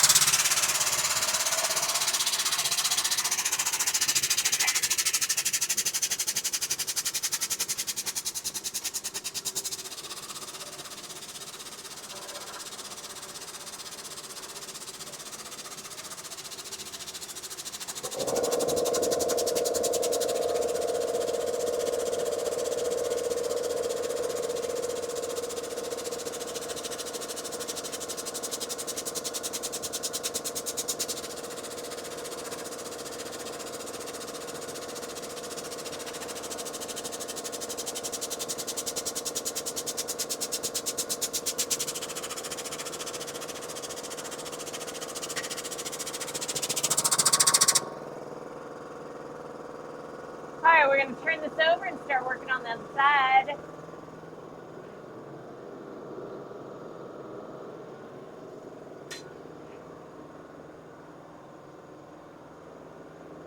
See, I don't mind being young, right? Or considered young. Because being young just means I have more time to learn stuff, right? And being old just means you've learned a lot of stuff.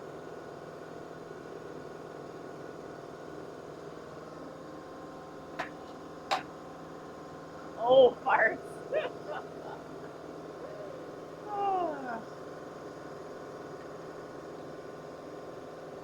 I mean, you're still kicking bluesy.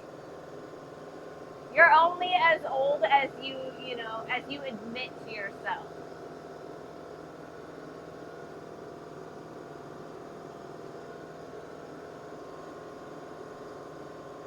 So yeah, lots and lots of time to learn lots and lots of stuff, right?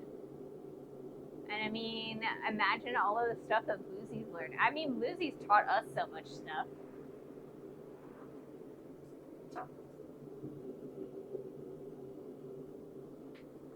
Well worn. Yes. See, y'all are like fine wines, right? Better with age. Or, you know, fine tools. I feel like old tools are oftentimes the better tools, right? You get the new ones and they're kind of meh, they're all right. But the good old ones that are still around, those are amazing tools. I am 21, okay? I have 54 years of experience, but details. Yeah, I am 39 years old, but, you know, who's counting? This is the first time I'm 39 years old. I am very much planning on being 39 for as long as I can get away with it. Not all wine gets better with age. I suppose you're right there, because there are, like, once you pass a certain point, then your wine turns into vinegar. You gotta drink it before it gets too old.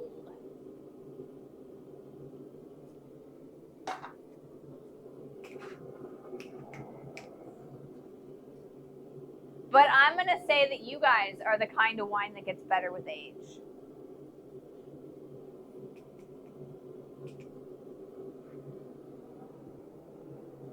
I must have dropped some, like, water when I was coming around the bend. Because there's, like, a couple drops over there. I'm like, where did that water come from? Goodness gracious, guys.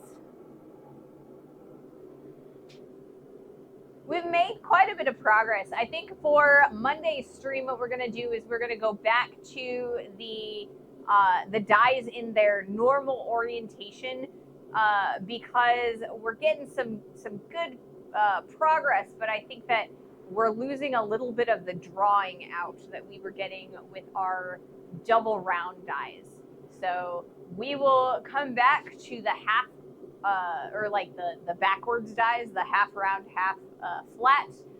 But I think for Monday's stream, we're probably going to start with both round dyes together. I always propose to state your age in hexadecimal. So if you're 39, you can say you are 0 times 27. See, I'm not as familiar with hexadecimal.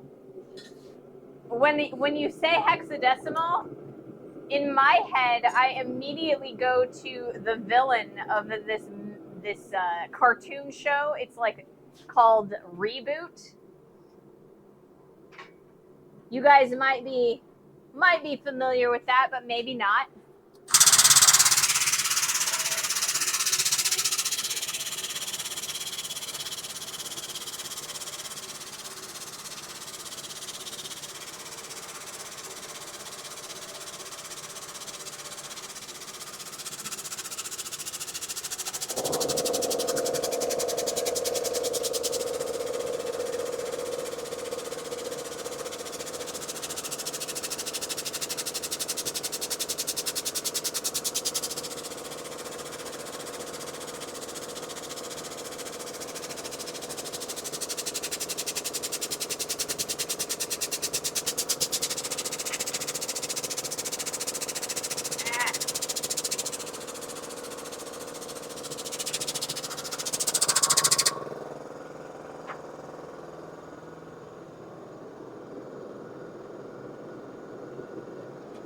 Reboot was one of the very first CGI cartoon shows. It was made in this program called Bomb.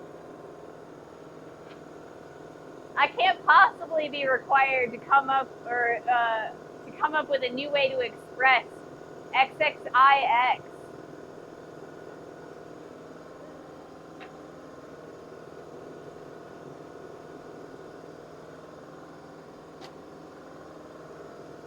$39 in Roman numerals. That's so fancy.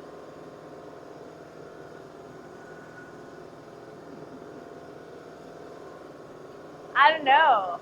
Maybe I should pull out some of my liturgical Latin, you know?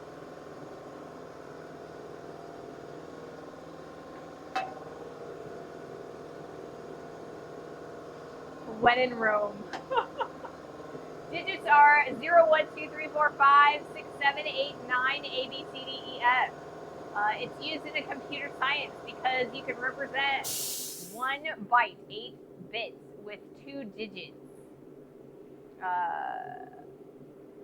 256 is 2 to the 8th power equals 15 times 15. So 0 times 27 equals 2 times 16 plus 7 equals 39.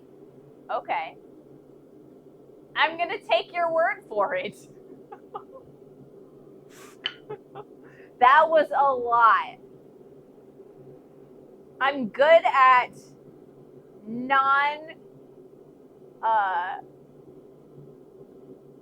at math that doesn't actually have values. Like, you know, not necessarily imaginary math, because imaginary math comes with an expectation of using like the square root of -1, but math that does not involve numbers. I'm good at that sort of math.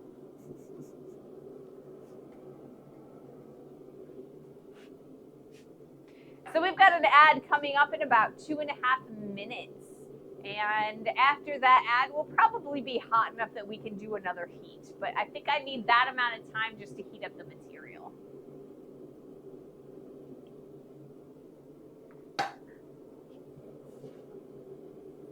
I enjoy doing math by feeling. So I would be 4B.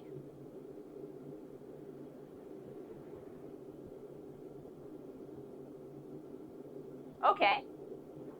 I will believe you. I will believe you. I have no idea where you would have come up with that. So, you know.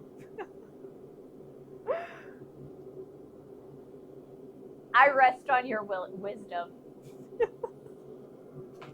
All right. Yeah. So we are coming up on our last half hour of the stream. I will be ending at what is it? 4 o'clock? No, 5 o'clock Eastern. It's 4 o'clock my time. Regardless if there's a raid, Corwin, regardless if there's a raid. But we have about a half an hour left, so we've got plenty of time to work through things and have some more fun. And on Monday, we will be continuing to work on this piece of steel.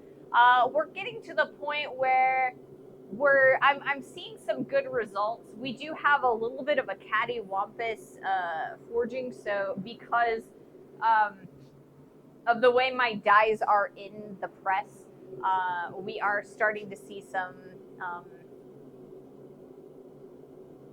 non-parallel sides, so we'll have to do some correction on that on Monday. It shouldn't take too long. We should be able to forge the rest of the neck that day. 4B equals 4 times 16 plus 11 equals 64 plus 11 equals 75. Okay.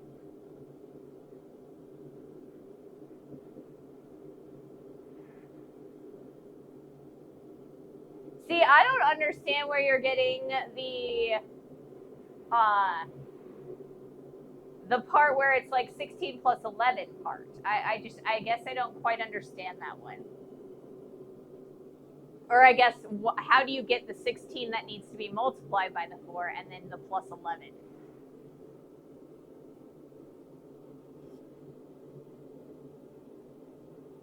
Oh, okay, there are 16 digits. Okay.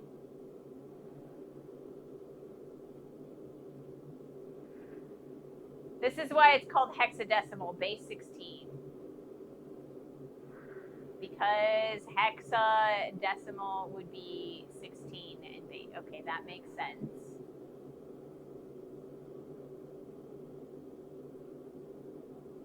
And B is the 11th digit. But I'm in the middle of an ad break, so maybe you you won't have heard that.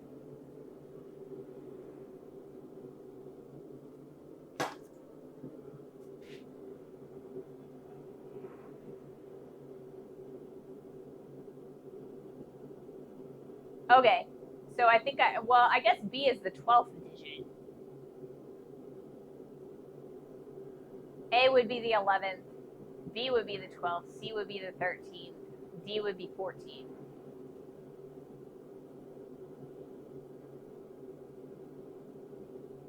So do you subtract one then? Oh, A is 10 and B is 11. Okay. Oh, 0 doesn't count. That makes sense. That makes some sense. Okay, now I'm understanding it a little bit easier. You guys are smart. I would not be able to keep track of that. No way. That's why I don't code computers.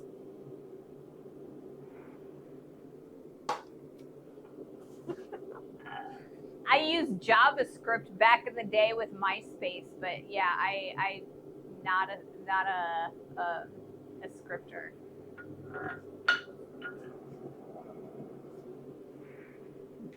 I would say, or I would not say smart, I would say experienced. I suppose smart is incredibly vague, right?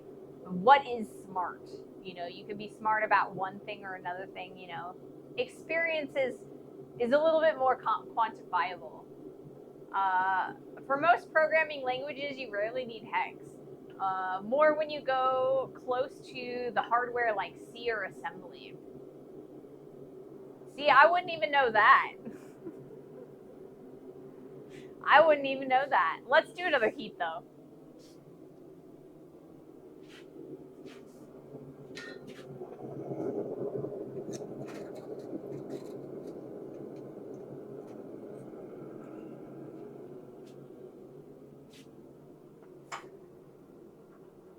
Alright, I think that we are gonna go, what direction am I gonna go? This way. This way, this way.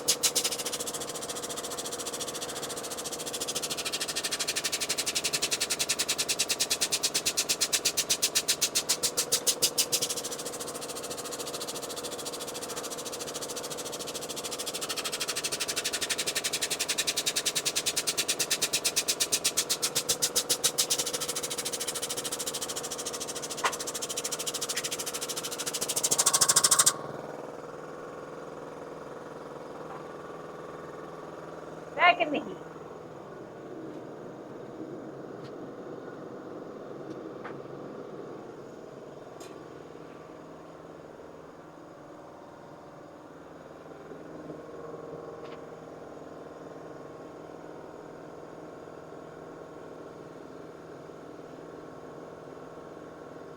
I used to code in machine language. Trust me, C or assembly is very easy to read. If and only if you are used to it. I can easily read C, assembly not so much. It's learnablism, not like machine language, which even differs from processor to processor.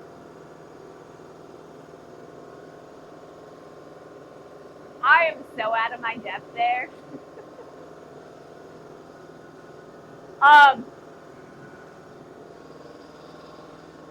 So I'm gonna do about 2 more heats because we're down to the last 20 minutes, and that's about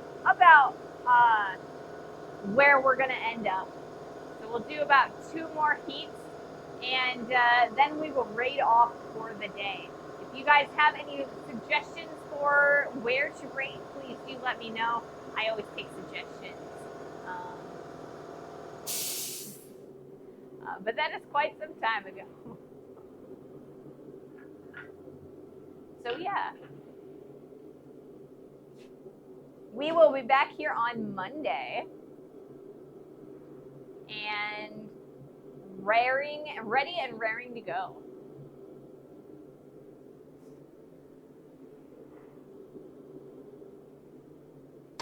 Oh my gosh, guys. My sister sent me donuts.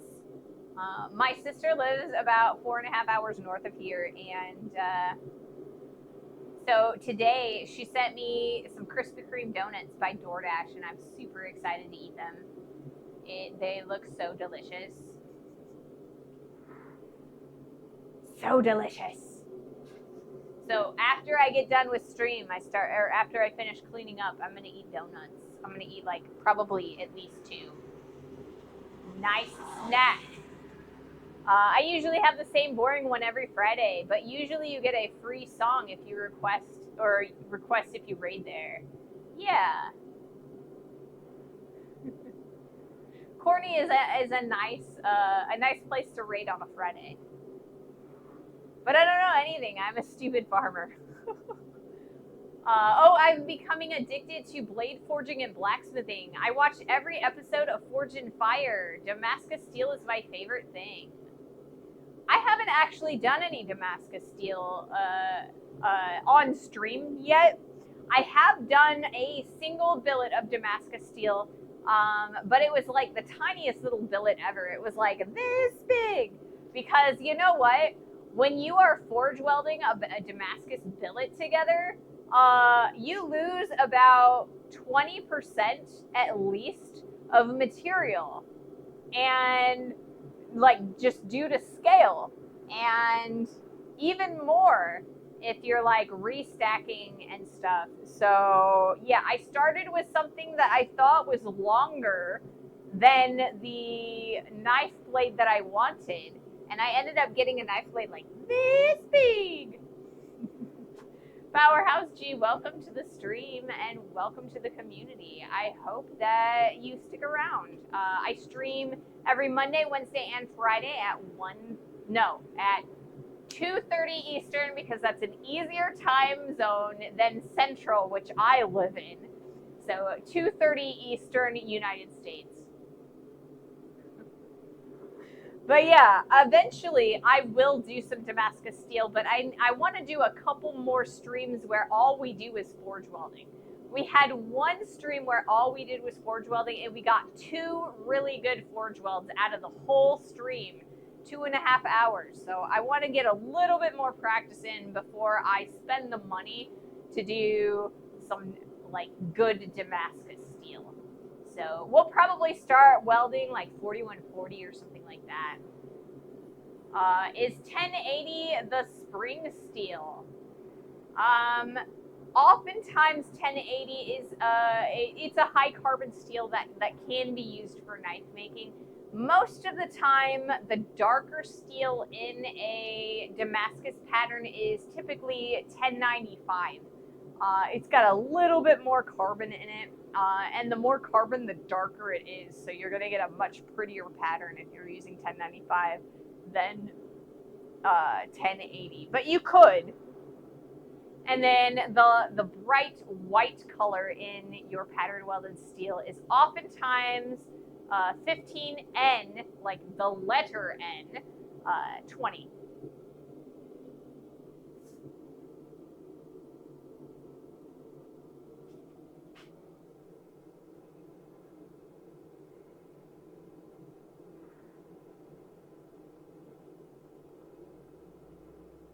Nice to see people keeping the art alive. That's what I'm trying to do. You can get steel with different concentrations of nickel or make the layers brighter. That's what the N stood for. Yes. All I'm just saying is that 15N20 is one of the more common use cases, or for Damascus. I've actually seen people use pure nickel in pattern welded steels, or like canister Damascus and things like that. So you can definitely change the concentration of nickel to get different colors. There are also other alloys that are also different colors, so that you can put in there if you want like 3 colors. You know, there's different things that you can do. Because I'm relatively new to pattern welded steel, anything that I do will probably make it, or I'll probably make it from the base to most common. So 1095 and 15 and 20, just because I want to give myself the best chance of success. Oh, the RH850 is 32 pit, so no, I won't use times 64. It's a risk architecture, I believe, not risk B. Okay. More coding. So yeah, that's kind of where I am on the pattern welded steel. I did attempt to do some welding on this guy right here. This was a wrapped axe. I failed pretty hard on that, mostly because I forgot that I really needed to pile up my coal. I learned that the last time we were doing a forge welding. Hardware, actually. Okay. See, like I said, I don't know. I don't know anything. Like, I'm barely technology literate. Like, I can use a computer. I can put the round head in the round, or the round peg in the round hole, and the square hole in the square peg, so I can build one like a desktop.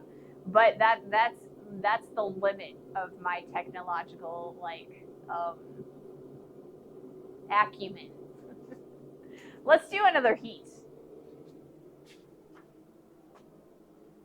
I'm gonna make my camera a little bit closer though for these last two heats, just for a little bit of variety. Okay. This button and that button.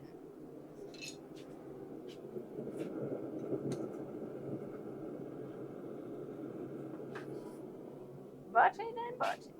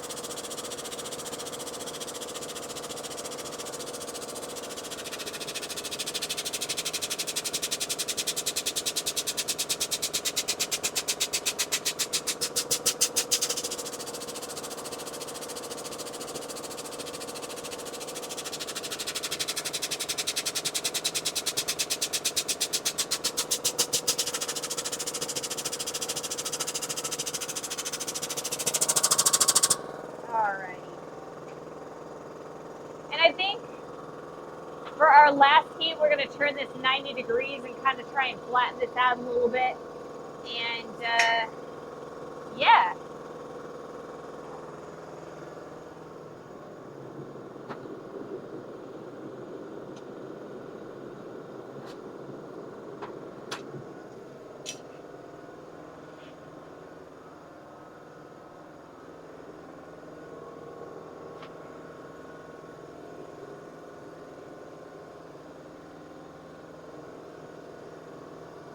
Just starting to finish up for the day, at least. We've got a long way to go on this project still. Right now, what we are doing is we are drawing out the neck on this stake. It's about twice as thick as I want it to be right now, so we're going to get a lot of that back in length. This is A2, which is a really hard air quenching steel, right? So if I want to harden it instead of using oil or water, I'm going to just allow it to cool down in the plain air on its own. It makes a beautiful, beautiful tool. Very hard. It's not going to move. That is the same material that I have made my press dies out of. And I've had those things for a really long time. We've done some crazy things with them, and they have not moved.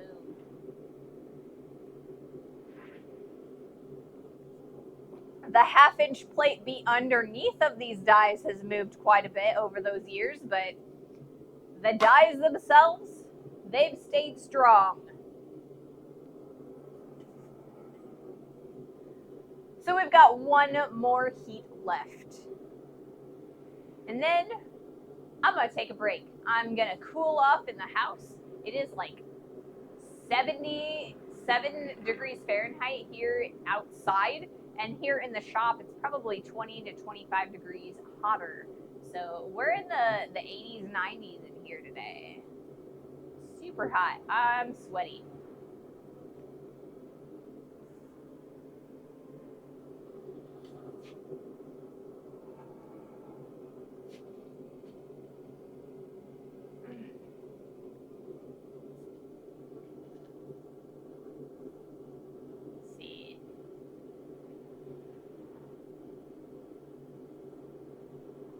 Yeah. I'm not entirely sure that there's anything. I'm starting to get tired. I can always tell when it takes me a little bit of time to like come up with something to talk about. Normally I mean, maybe I'm a little delayed, but a lot of times I can think of something relatively quickly. So I'm really starting to fade a little bit. So I think it's definitely time to take a break. Alrighty.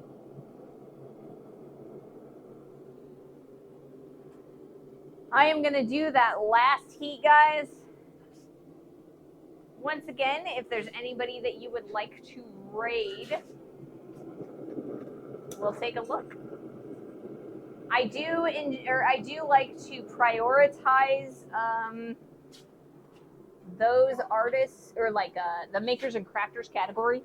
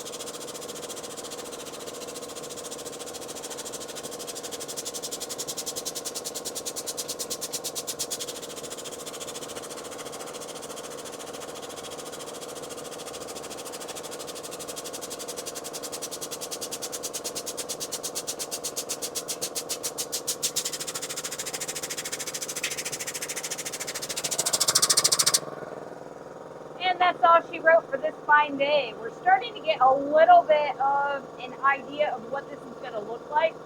This is going to be a round section. That's going to be the neck. We're going to put a party in that center, and we'll draw out this end. So we're kind of trying to shape that right now.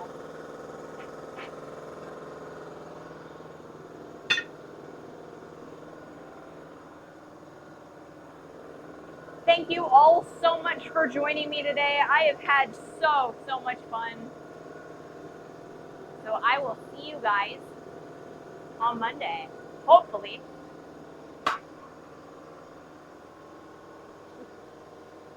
All right. We're going to have to redo our intro again. I love doing that. Thank you for joining us, King. All right. Let's see. Who are we rating today? Thank you, guys.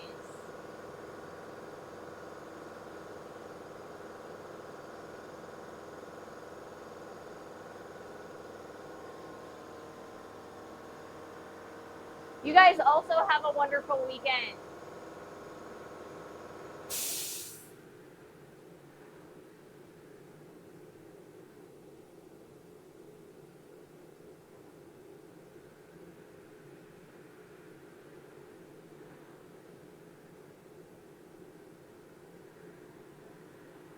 All right, we're going to go with Delio Mac, I think. Oh. Mango Lily, okay.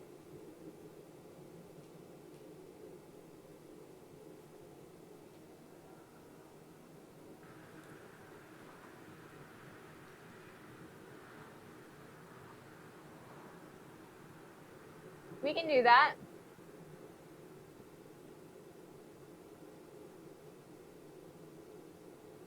Fantasy art. Ooh, exciting.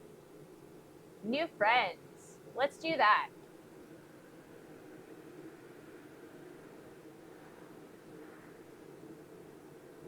Unfortunately, I have to raid and run, but you guys tell me how that goes. Have all the fun. Thank you so much for joining me today, and have a wonderful weekend.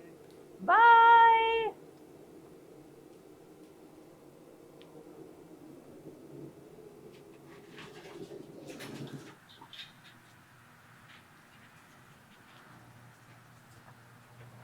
A pin tuber.